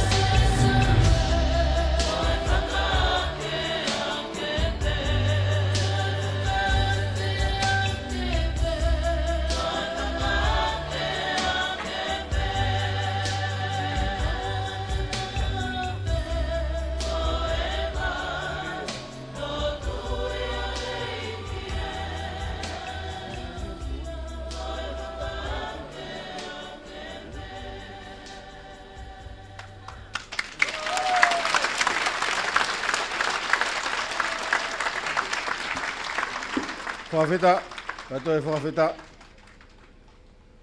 O toi pas mai. Whawheta ke o tua. O tau o tua ko tua tari lotu ia.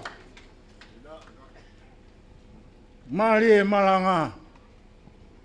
Whakakoloa e whioianga.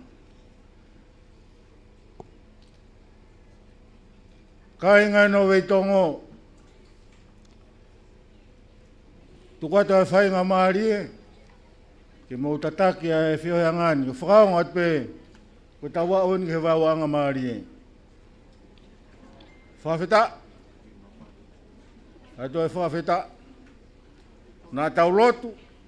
Pako tari hen. Ke peheni a e whiawhini.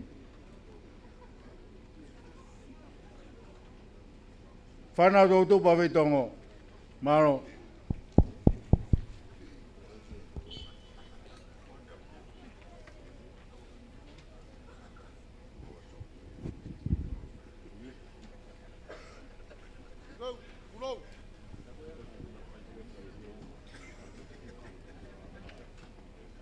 Tulau moi awhio o tua e talo Tonga. Tulau moi tala malu kakato e whonua. O mi mua ha whainga maalie, a ngofua, ke maukau, e maalali e sentuli honoua.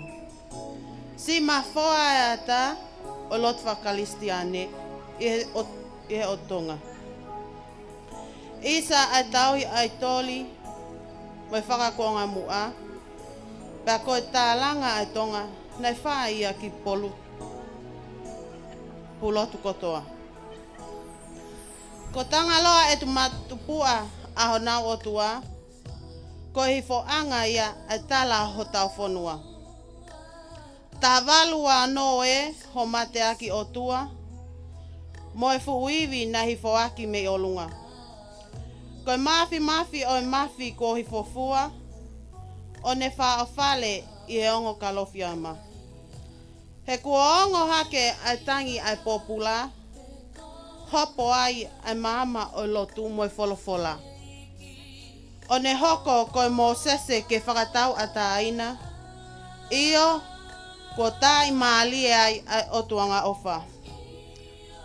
Ko misa Williami Kolosi, ko tuuta i tonga eiki, ke talaki e ne wholofola.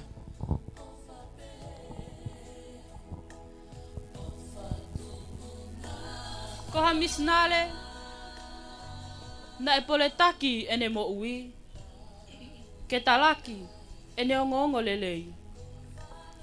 Aho fitu o sanuari taha wau tolua, na e tutu uniai ke ngā aue a misa Kolosi, ki he lolo a halai walu.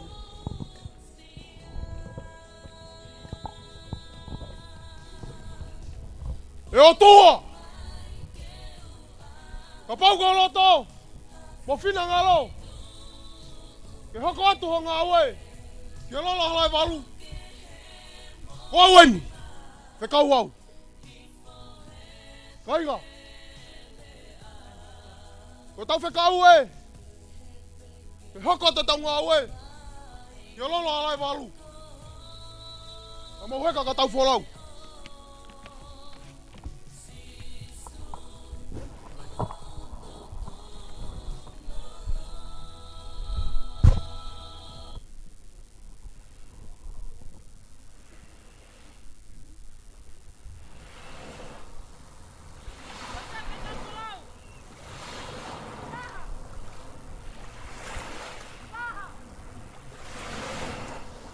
One day, Jesus got into a boat with his disciples and said to them, "Let us go across to..."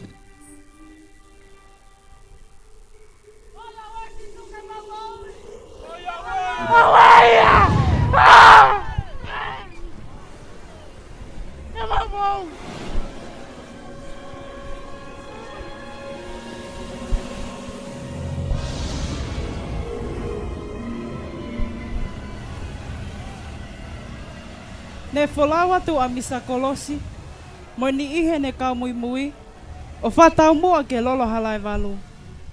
He toki wholau na e tai amane kina, na e sop wana tula, pia whita a hono kau pia ua.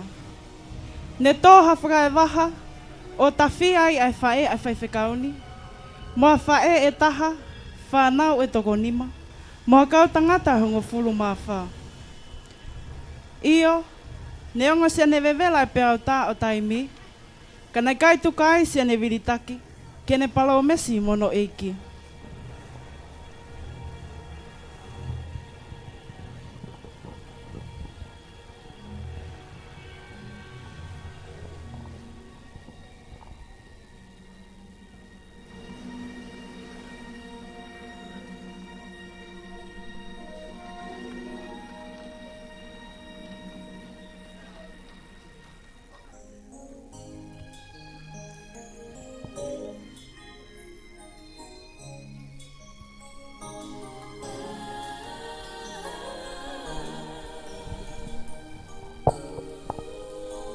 E o tua! Wau e ni koe vai vai! Pe ko koe pe sisu! Ai malohi! We mauini! Te fua karas! Ke whakaha! Ai ku ofa mo oni! E a fion! Te kei e whai ngā taa! Wai kai te kei ria kiau keu he! Te ko palo mesi aiki! Te kei ai! Pe koe palo mes ko ia! O kou piki ki ai! Ne hoko atu ai ngaue o skia velenga ai whaiwhikauni. O tā i mali ai lolo a lai walu. Ia ene whakatuu ai fufua api ako toi tapu i olo peka. Ia au tolu o sanuali tā wautou ni ma. Ne whakahai, he whakataha whakawai whonua. Ke whakaau, a lot whakalistiane ki ha moa mofis.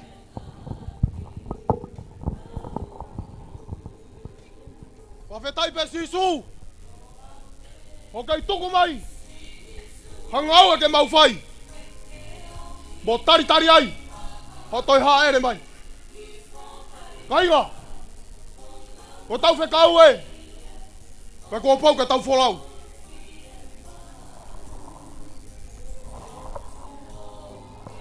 Oi seuke, ai manu me lie ha mo ui ko tuku pā. Ke whepaki mo ngahi pole vevela oi hala whanonga. Kai kehepe ke whakaau ai whekau hauhaua ai o tua.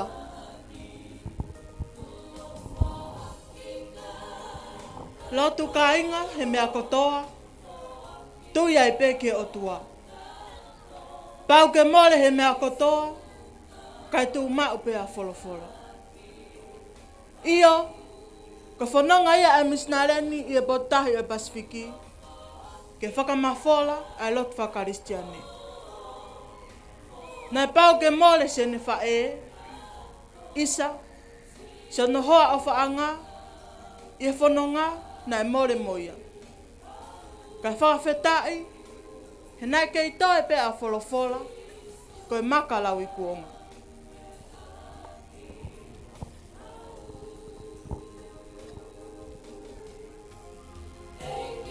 Ne si folawai a misa kolosi ki fisi, pe a whawhetai, ne taritari lele ia, e eiki o la kepa ko tuine au. Ne hoko atu ai pe a ene ngā au e whamafola lotu i fisi, pe a i ao tā nima o katopa tā walu whāua, ne hoko ai a ui maani oni, a tae hā mai, ki e tamai o eiki tōnu ngani, ke ne whoki ange o whawhe au ki e alofi oi hau. Hili ala a e tō a e uha, alo tā maki e toki a fua.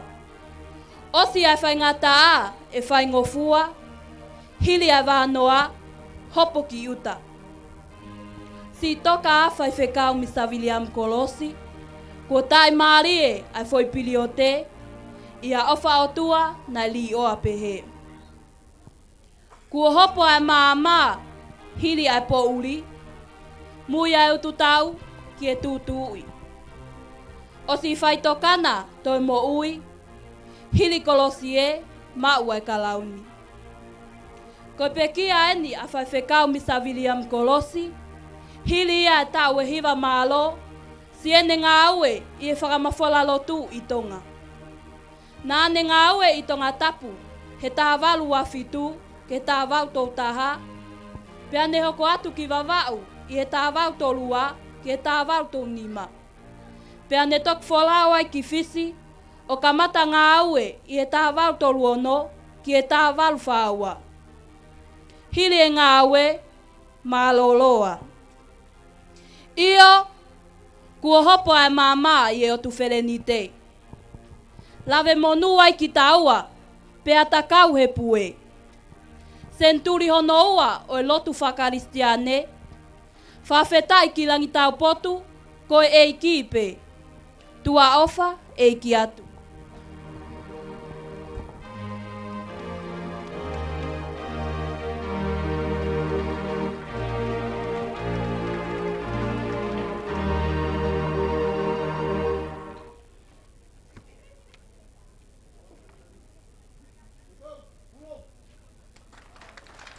Whawhita, pas, whakamalo, ke kāinga sias, na tautupu, me wei tongo. Tau hoko ki he whare o misatana, o tataki e hala wawe, hala maui, pia motua tāki langi. Mo katako o mea mai.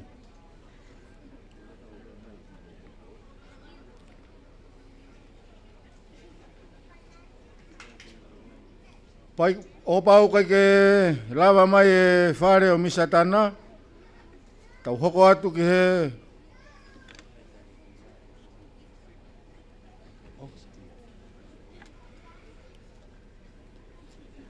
tau hoko atu ki he io ko whare o misatana, hala wawe, hala maui, tua tākilang, mo kata ko pas mai. Tuko atu ai whainga maari e whakakakata ho mou teu whakalau maari e, ke whakakoloa e whiohiangani. Tau toi ki pas whakaosi.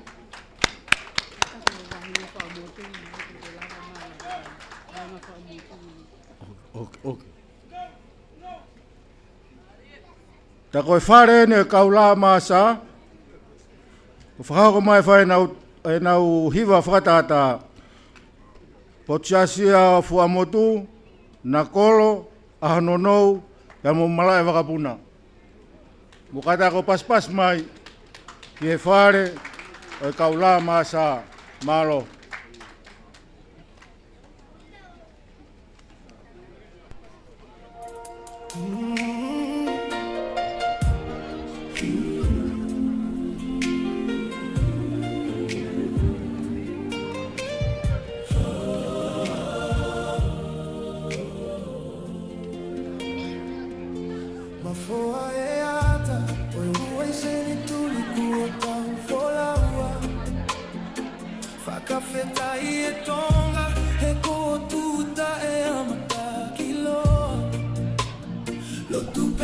Whawhita, kore at ke hawhang mo katak mo tauhi pe mua e molu malu. Tau whakapapa ka tingi nau tōru whahoko e nau ngai whakatata malo.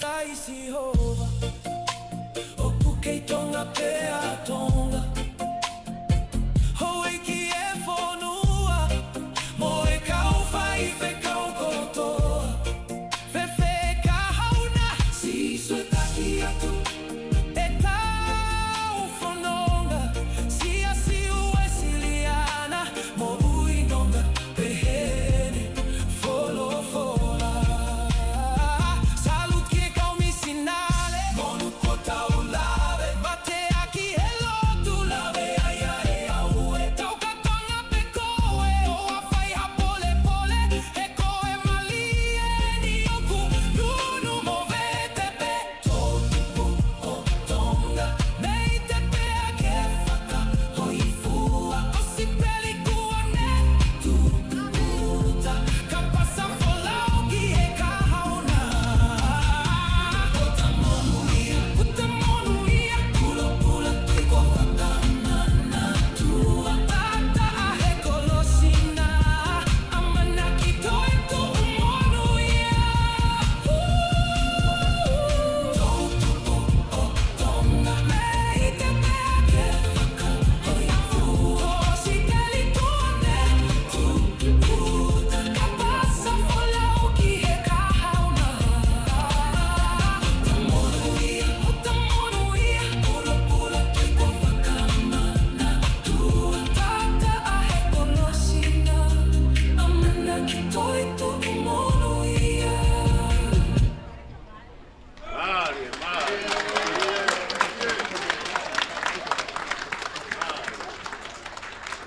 Whawhita, toi whawhita. Tau toi pas whaos, mai kāinga. Tuari kutonga, whakaafo ofa pia talawau, maari e.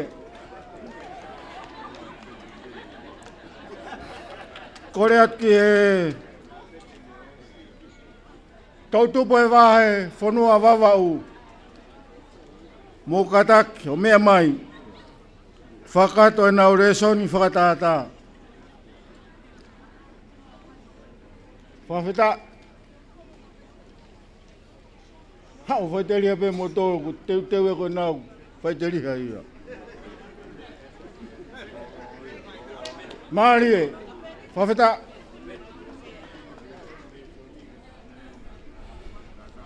Whakamanatuat. Kore ane awhi. Papehepe ki hea honi. Koe ngāhi whau. O whakamore more. O tānaki mai. Ke tauhi, pe ai aonga lahia ke tau ngā ue. Mau whakamoni kotoa peki ai. Mo pas mai, vai whanua wawau. Malo.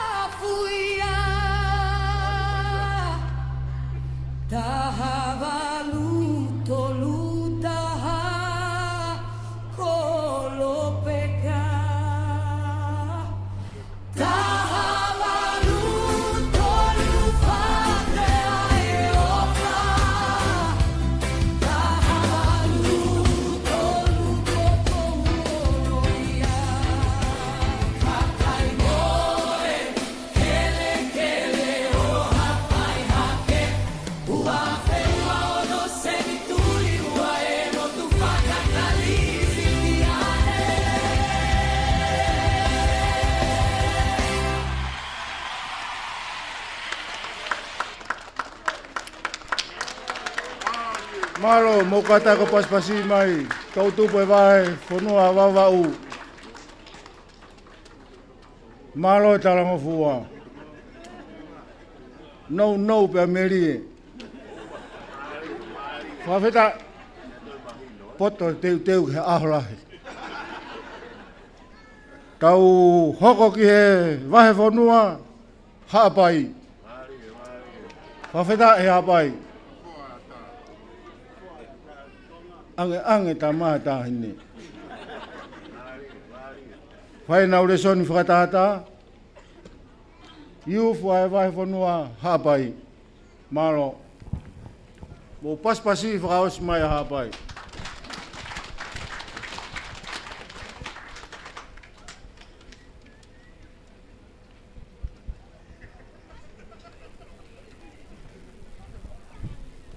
Whakamanatu atu aipe, ai whau, ko haina ne whau, ko haina ne whakawhasi, ko haina ne whakahaka. Whemau ke tauhi so mō ngā oe ao ngā. Malo.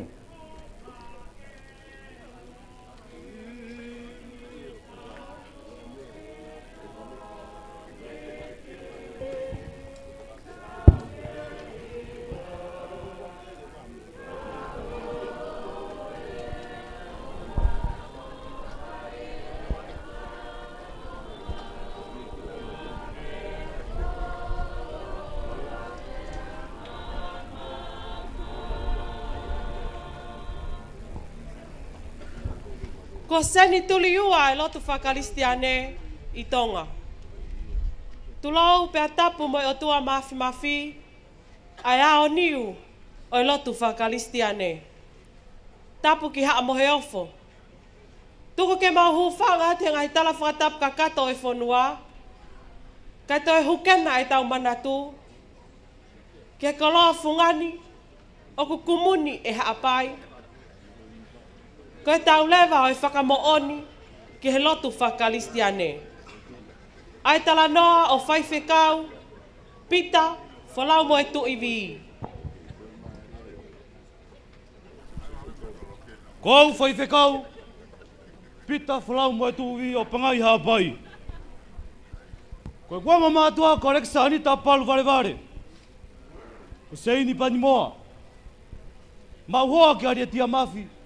Ki whanau e toko wha. Ka inga hāpai.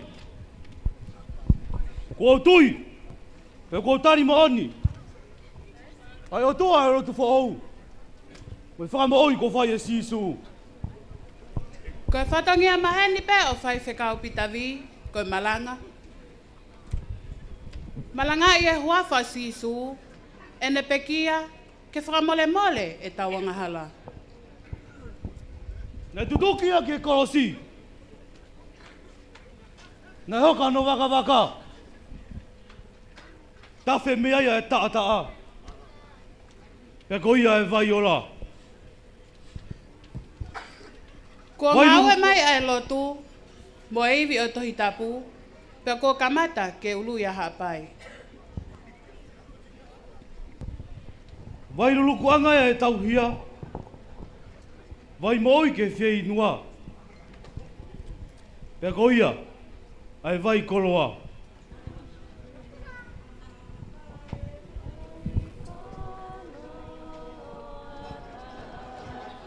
Malanga pe mo a koi ai kakai, ai tewhitau I misnare, a whai whekau pitavi.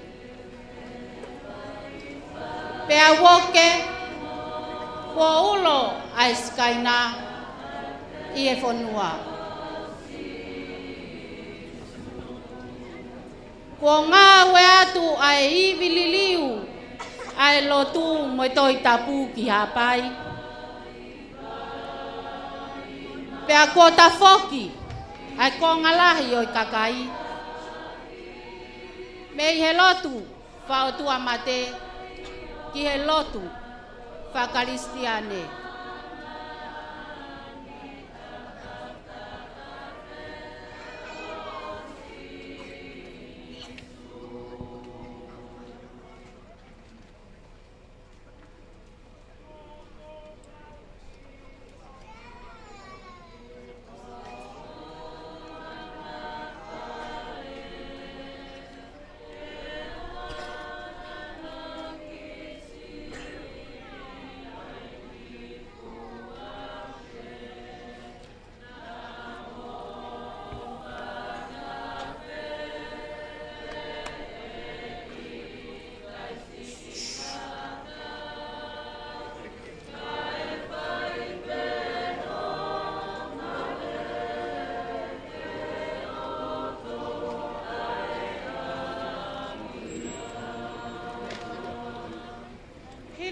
e nima e hake alo tu I Tonga. Ne tok tu I lewa a tau whahau, a tu I hapai, ki e mooni, o iwi, o lotu fo ou. Io, ai lotu whakakalistiane. Nā ne fōu I e vei ua, pe koe mooni, a iwi wha mo ui o tua, o e lotu fo ou. Pe a koe ni, ai whaunga nā ne sivi I aki, a iwi wha mo ui o Sihova. Kau tangata. Tau ki tau whurau. Whakaeka whewhe kau, ki tau o.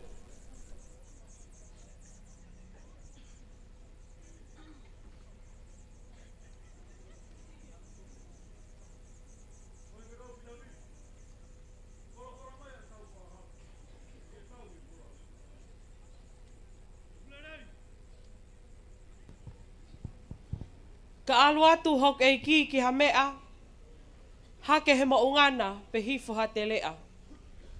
Te mui o I kai whehu ia, tene taki tonu ki he monu ia.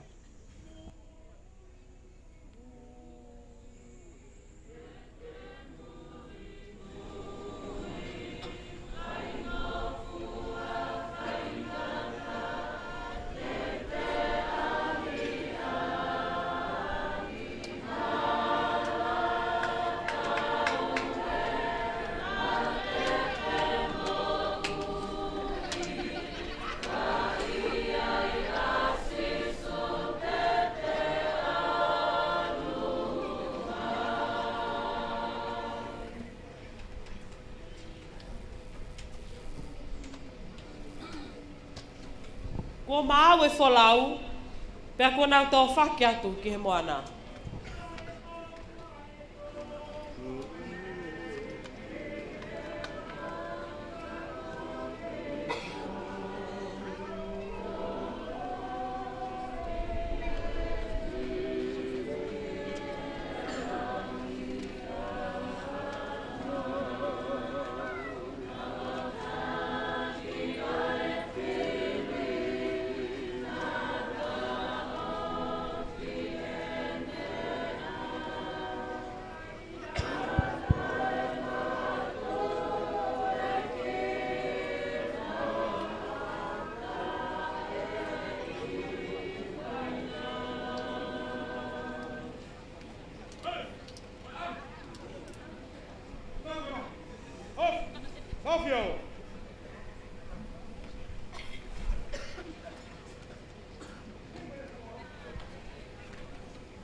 Eu sivi. Ai mon. Ai fraf. Ela tu fo. Nei vela e ama. Mon. Ai fraf ela tu fo. Nei ela tu mo he ama. Dia te kau kitai. Ono kau ngā whanunga. Ea ka pāwa kumoni. Ai whakahawhi. Ea tua la tōu. E kai haraski mauhai ana.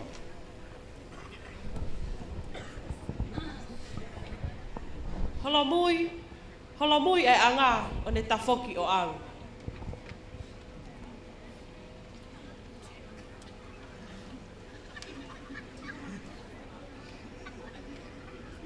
Ka matangi o peaua, tahi he mo uia. Te uhu whanga he o tua, I e malu ono nima.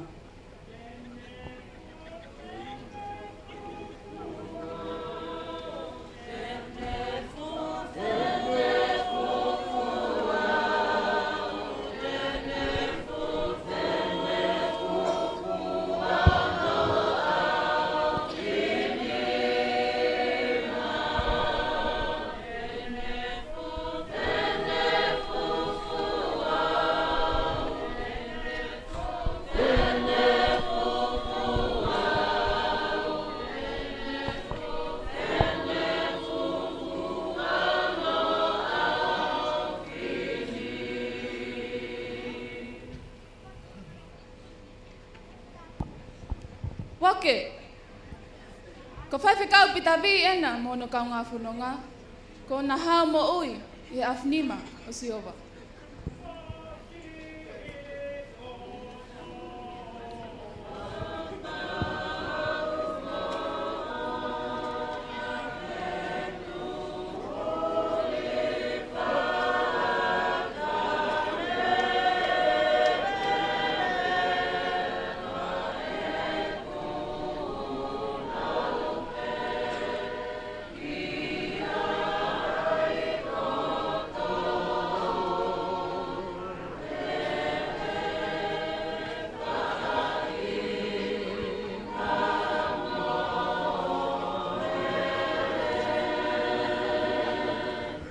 Ko ea, pako tatala e pulonga e loto vei ua.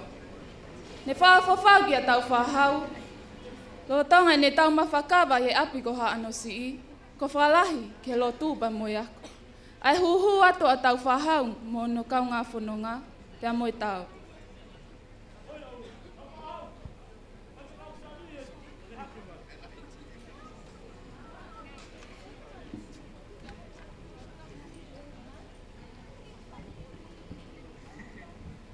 Oia we.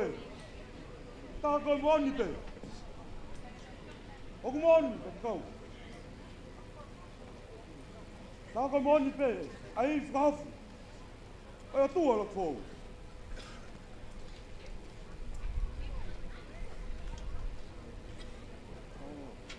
Seuke, ne tui ai pē e tā māke o tua, te ne tafoki o lotu.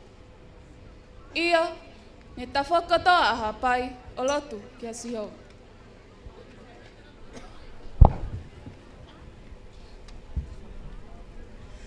Ko o tua pē ko ia, na ne whahawhi a Daniela me ngutu o whangalai o ne. Ko ia i peeni, na ne whahawhi a whaiwhekau pitavi, mono kau ngā whanonga i hono awhinima.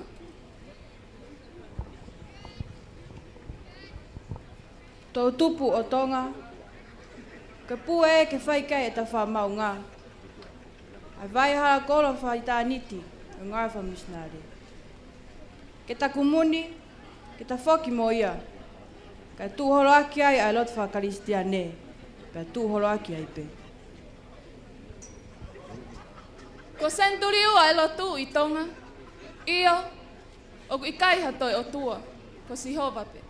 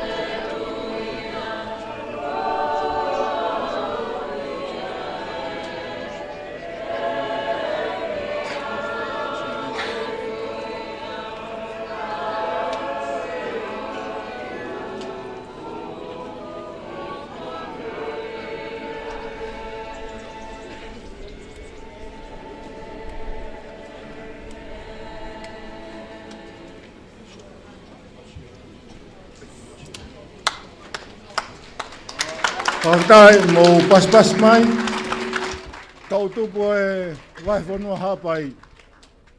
Whawhetai, whamaro, toi whakaongo mai, ka kaina ngā ue e hotua. Tau hoko ki he tau tupu e vai whanua Australia. Whamanato te pē whau, kātaki. O tānaki mai. Vai whanua Australia. Tau kawe i ngā. Ke te tau tolu, lau mare māno ni he tau katoa ngā. Mō paspasi mai, tau tupu me wahenga Australia. Whakahoko atu. Aina o le soni whakatata. Maamaloa bit.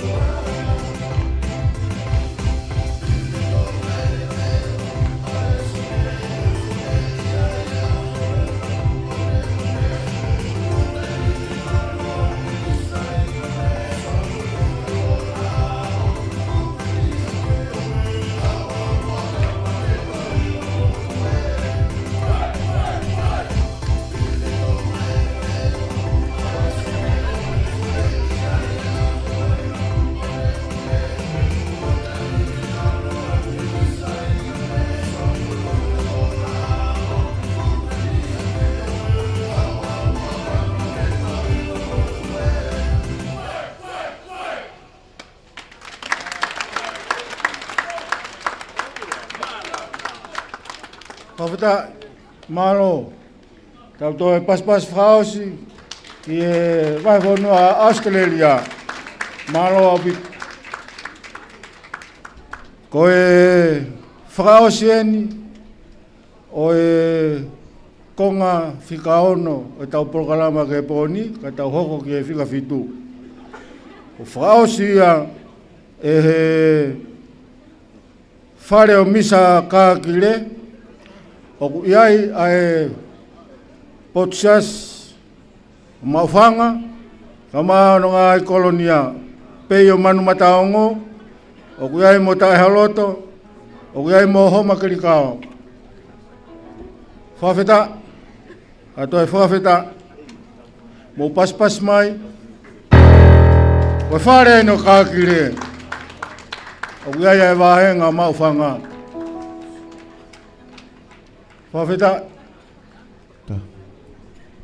whamana toi pē tau whau, kāta ke o ku whiema au au pito ia.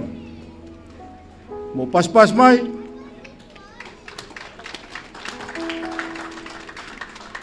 whare o kākire.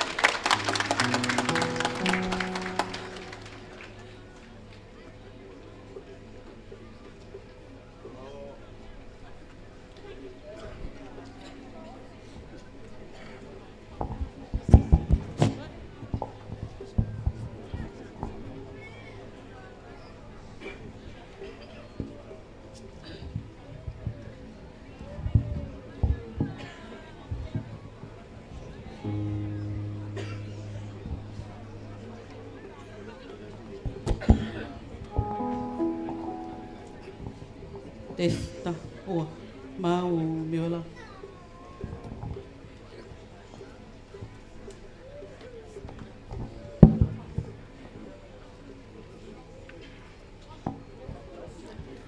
Tapu moi afio ai tol tahai o tua i o tau loto-lotonga. Tapu moi tamasi ko sisu, koe Maamaloa oi kuonga. Tapu moi kele-kele eiki ko Maamaloa. Whatulo atu, ki ngai whakatapu kua whakatapua. Kai ata moi tau tupu whakatataha oi wāhenga maufanga. Ke mau kau atu, he langa lotu oi sentuli ua. Whawhetai e tau kawai, whawhetai e tau ausia.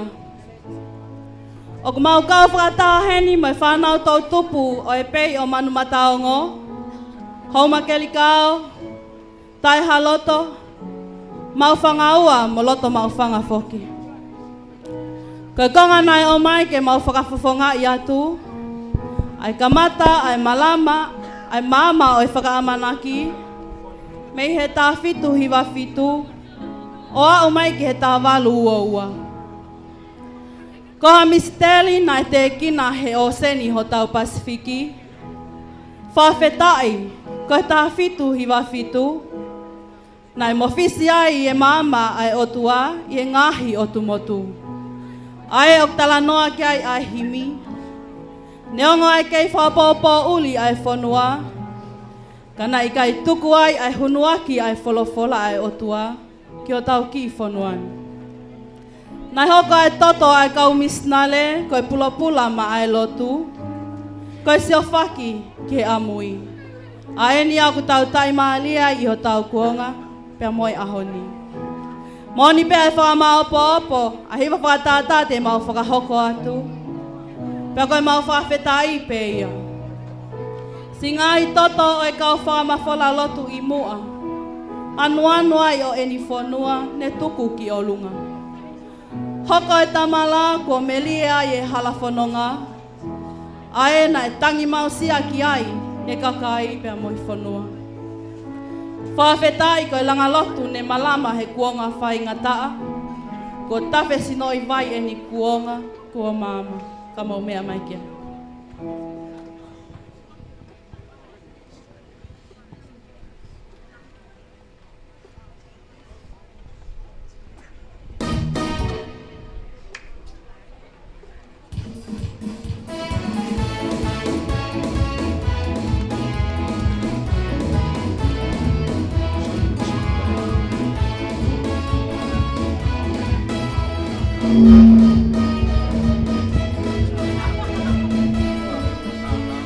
Misiteri verte kita e ocean al Pasifiki. Tapi tu hiwa fitu dea tahe otu la ini. Forever otu di la te omi ofuka hafi. Otahi kalakaru aitau.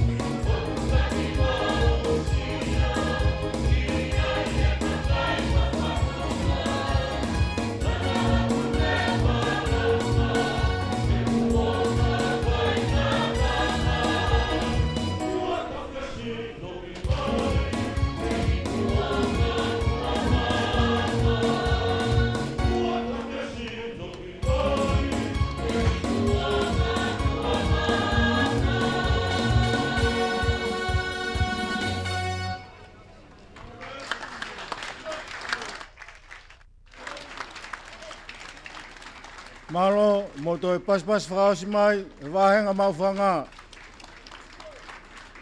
Wharea ka kire maufanga peio man mataongo tae haloto homa kirikao pea mo maufanga ua. Maamaloa bit. Hoko ato e tau Polokalama whakawhea sea o e whiawhini. Ko tare kita e ako whakaristiani. Tokanga ke tui mo e o wau mo e lotu. Ke whaia e tari ui, kau lot whihu e senturi ua. Tangata iki, tare kita.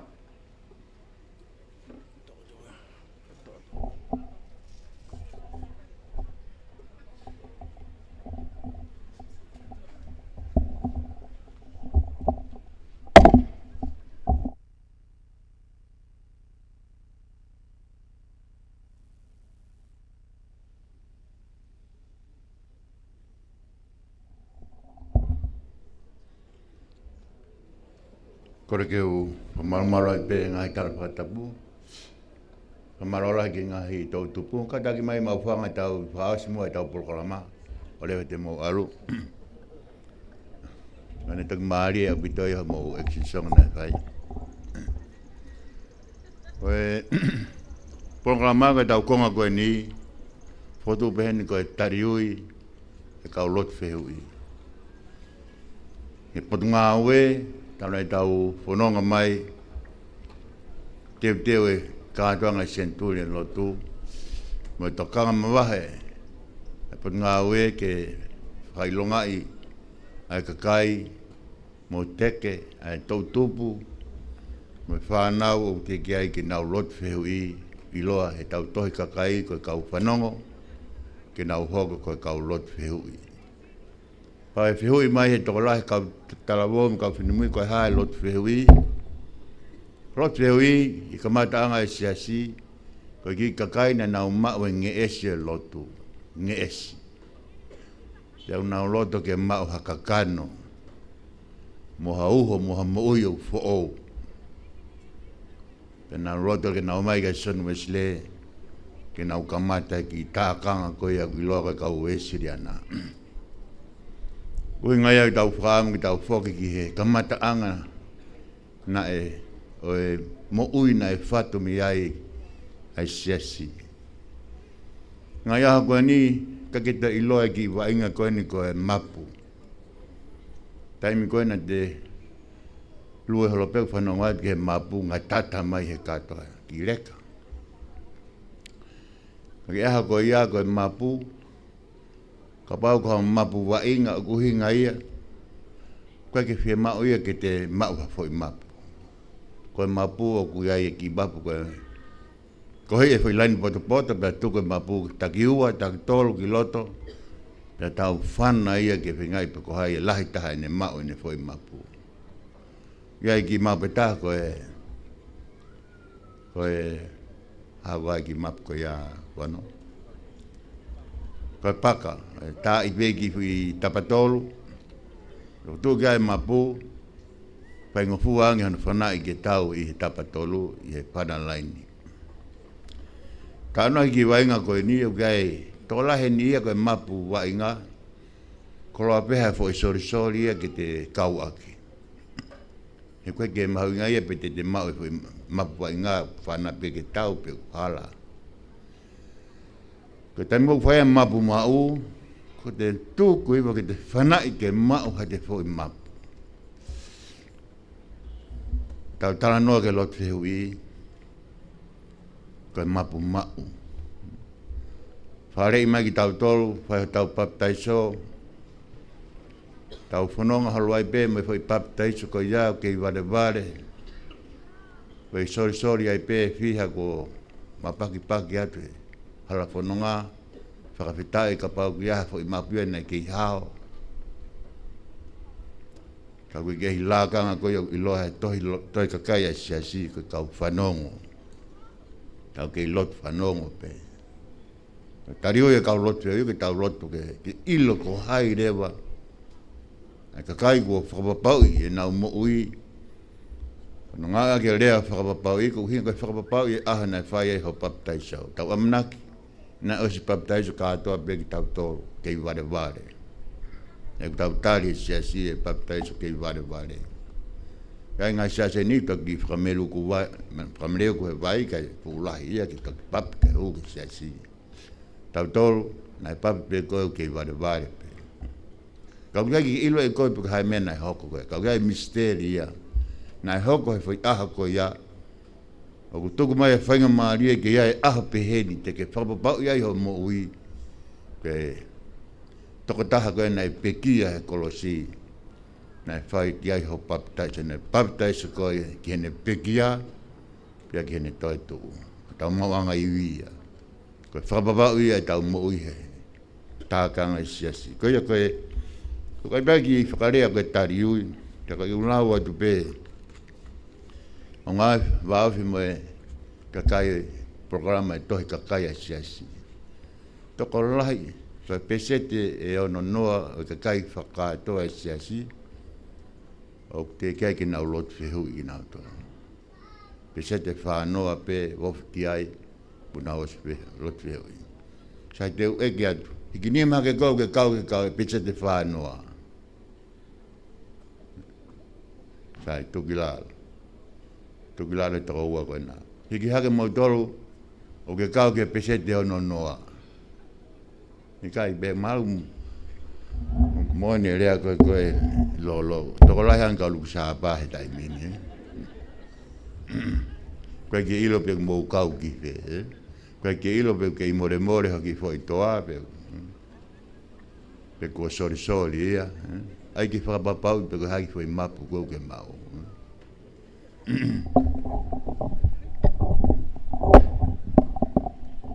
Alo. Koe te u. Lawe peke he whika koe nihe ku mahu inga. E te ui atu pe. Wai whanua wawau. Yo mo tohi kakai koe ia. Ngā ue nai whai wawau. Ke whakaului lot whihui. A wawau. Mi he tau ko o si ke tauni. Ko toko uangi au whāwhā. Whāwhua koe wawau. Pau ke henha wawau. Pe ko ke kau he toko uangi au whāwhā koe na e ului. Pau te ke kau ai. Ke iai pe whainga maari. Hapai.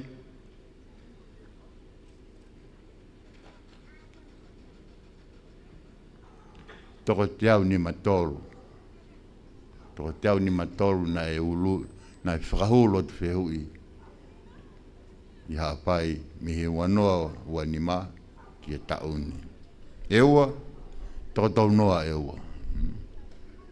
Na e whakahu koe ke lot whihui. Nuusila,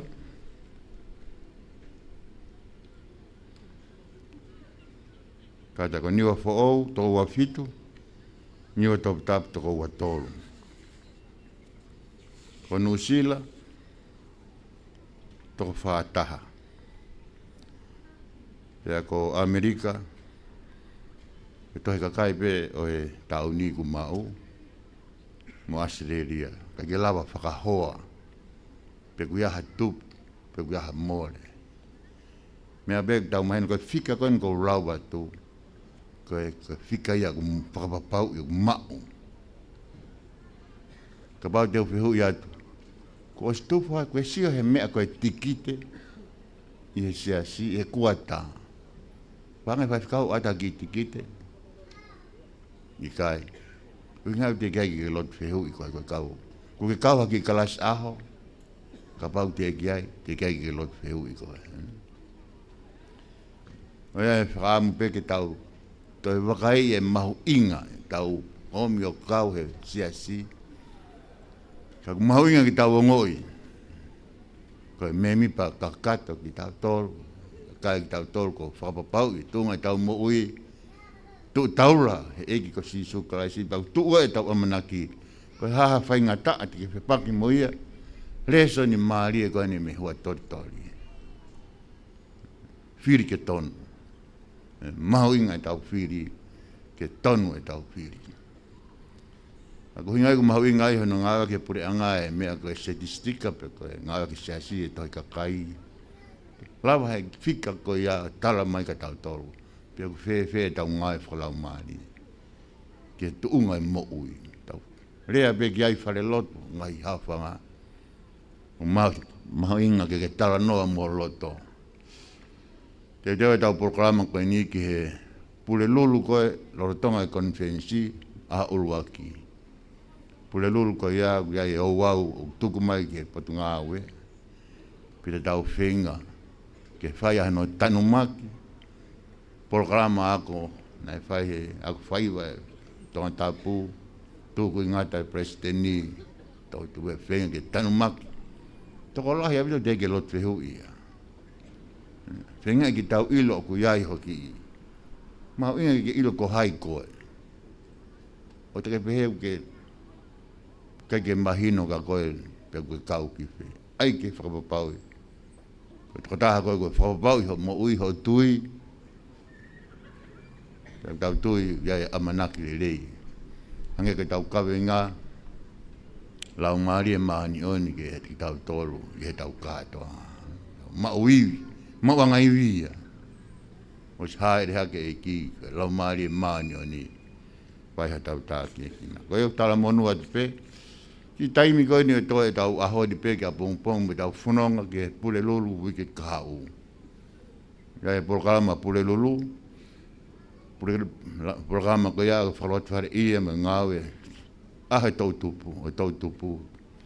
Ka kata konferensi. Koe ia whanonga noa te pe ke nau tolu koe de ngahe kolo. Nau tolu ngahe wahe whanua ka ki tau he ni. Mahu inga o pita pe. Pau ke loto ke. Whakapapau e tu unga ho mo ui aki ho. Loto ke whakailonga i aki e seturi ua ke kau mai ai. Teo he ofisi e ki Steve Kate. I o wau ko ia te tau whakahoko ia e pule lulu ko ia. Ko ia ki whakaangu pe ia me tau. Tau loto peke tau toi unu atu ke toi whakamato ato. Au hia he siasi time lai. Lahi pe o mai e whangi mea lea me mea. Tā mea mai pe pa tau mana koe pa tau alua i pe tau whanau. Mawinga ke whakapapau e tōngai mo ui e tau whanau. Pau. Mau i oku pau. Lawe maha whainga taa. Hawe maha ka o mai whakaului ki tonga tolu kia tui ke. Oku pau ho mo ui. O hinga ia lotu whehui. Whehui a ho mo ui pe kei tāo mo eiki. Kei tāo. Ke hoko koe. Whakamooni koe koe ako. Koe tisai pare. Koe mui ofi. Koe eiko si sukalaisi. Koe ki ngāwe koe a alupe whawhe e. A tau tōpū pe koe. Kia ngongo le rei ki Polokalama koe ni. Tama koe ni ko pinis tuni. Hau eiki. O si mea mai a pinis tuni ia. Ai mua ki e kau atu he lotu wheu i e tau ni. Tau e senturi ua. Koe a koe uraki pōre mai ia ki he patu ngāwe. Pirinis tungi ia. Kope Diongongo ia. Whakalotonahi ke te tau tolu. Dongoi te geai ke papapau i o mo ui. Ke loto ke whakailonga i ho kau. Kore kone ngahi taanga koe ni. Ma whakaamu ke whawe ki tohi koe historia ia. O senturi wan nā ke kau ki ai. Koe hamete ke kau a ki e hiki o hingoa. Koe kau lot se hui. Koe senturi wan. Tāna ki kia e tau ngahi taanga. O skola te pesteni tak ta whao mai ni ki mau. Tāna ki kia i hoki mau. Ta whaamu senturi tolu. O kai ai historia e senturi ua tuku mai. Au ke ahoni, ke tau e te au, nai whao ke whamanatu ake senturi e tau te au e lotu. Senturi ua, koko e pia mo tau tōku mau. Tau e, te ke lau koe pe whewhe tunga o ke iai, ke iai pe whainga maari e ke tau kau. Whaionga, mau inga, ke tau hoko. Pe whanau, o whapapau e tau moui, mai tau tui, e eiko si sukalaisi. Pea o te talamunu mai ofa, mau tolu katoa pe. Pea kou whakamanat pat pe, whamaloa pe, mau tolu ke i mea whakakato tau Polokalama e whiawhini. Mea pe tau whoki hao, rawa whainga maali e pe tau ngahi. Mea lele, na lawe hata, alu lele i pe, te rea na ia. Kua pongpongi toki whakaosia e tau katoa ngā. Whari ari ai Boys Brigade. Me Girls Brigade e whapongpongi. Mo tolu whe mea mai ki ai, mo mea mai ki ai. Tau kau whataha pe mo Boys and Girls Brigade. Tā kanga e tau tupu. E toi whakapapau ia pe tau mo ui. Ko mo tolu whe o mai ha mo hingoa mo tolu tuku mai. I whai mo ngau e kau. Ko hi tau whunonga i pe au ke pule lulu ka au. Ko ia kau taki e ngahi pa ngāwe, me ngahi kulupu. Me tala noa leo mo tau tupu, ko kou tika ke ila koe po ke lotu e hui. Pai me lewa mo ke whamapa mahi, ngā koe ni tama pini si e nia ko kamata mai ne pōre ana. Whanonga pehe Polokalama koe ni. Whaamia ke kau he kau lotu e hui. Koe koe whaafi e ka te tau tolu whai ha koe ni. Lewa e malama.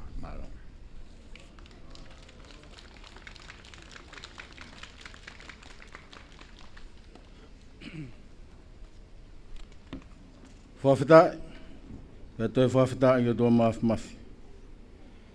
Whamalo ke sea, ka koe tangata iki tare kita potunga wai whakaisitiani. Kore ki hoko te tau Polokalama ke himi tuku, pe lau atu e whare siu loko tui, koe whakafofonga tō utupu o Tonga tapu. Te kahiria, e whakahoko atu he sea, ai tau lotu tuku. Wharesiu loko tui, e lau e tau himi. Maamaloa bitu.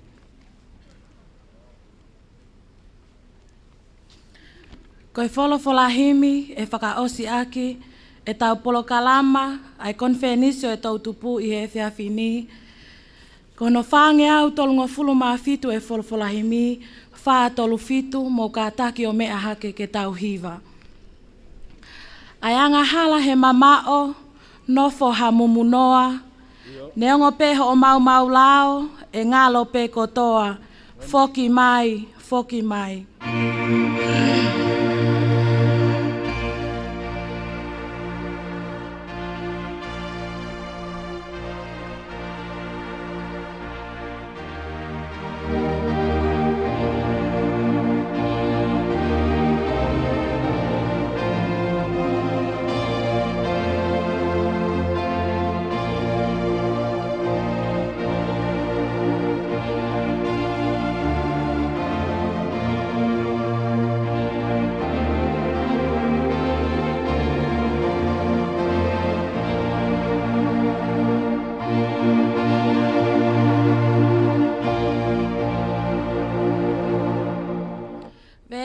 Osi, ok tatali ho tamai ke uma hono foha.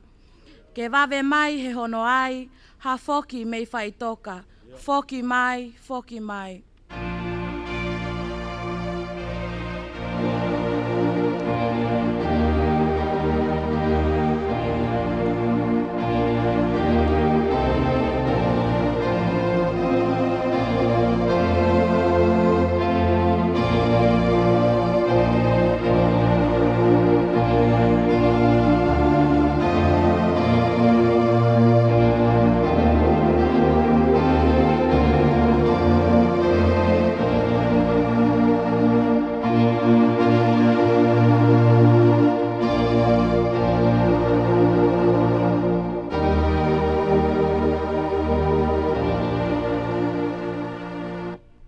Whakawhitai a tua ku hake atu he whakasinga ngai anga e whiawhini.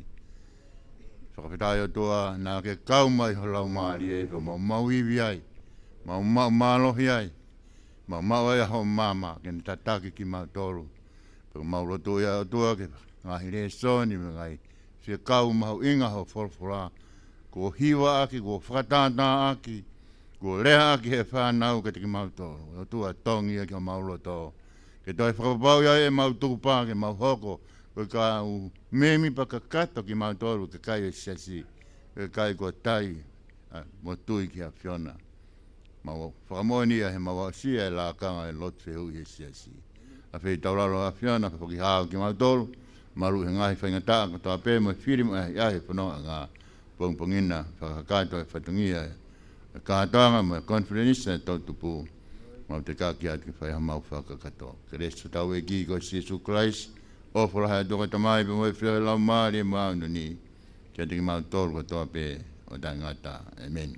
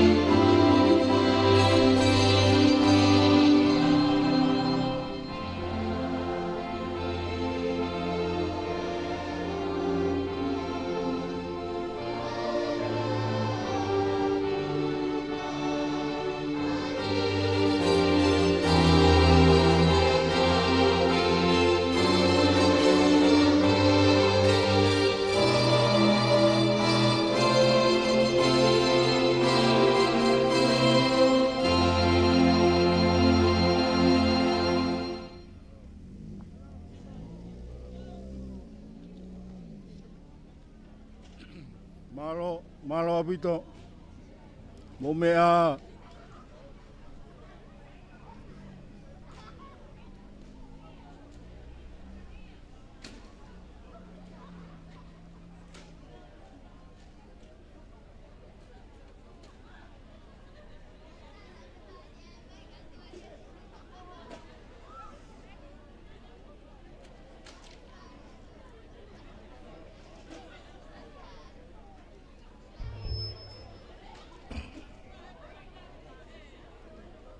Ke vai funua tonga tapu mo nofu mahenge fo mau ye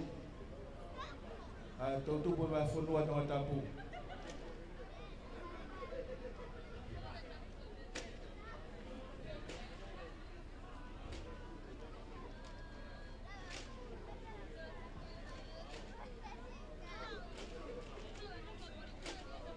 tonga tapu Panau vai funua tonga tapu mo kataki o Taimi mai heni, wa ma bobo mai tau nganu sea,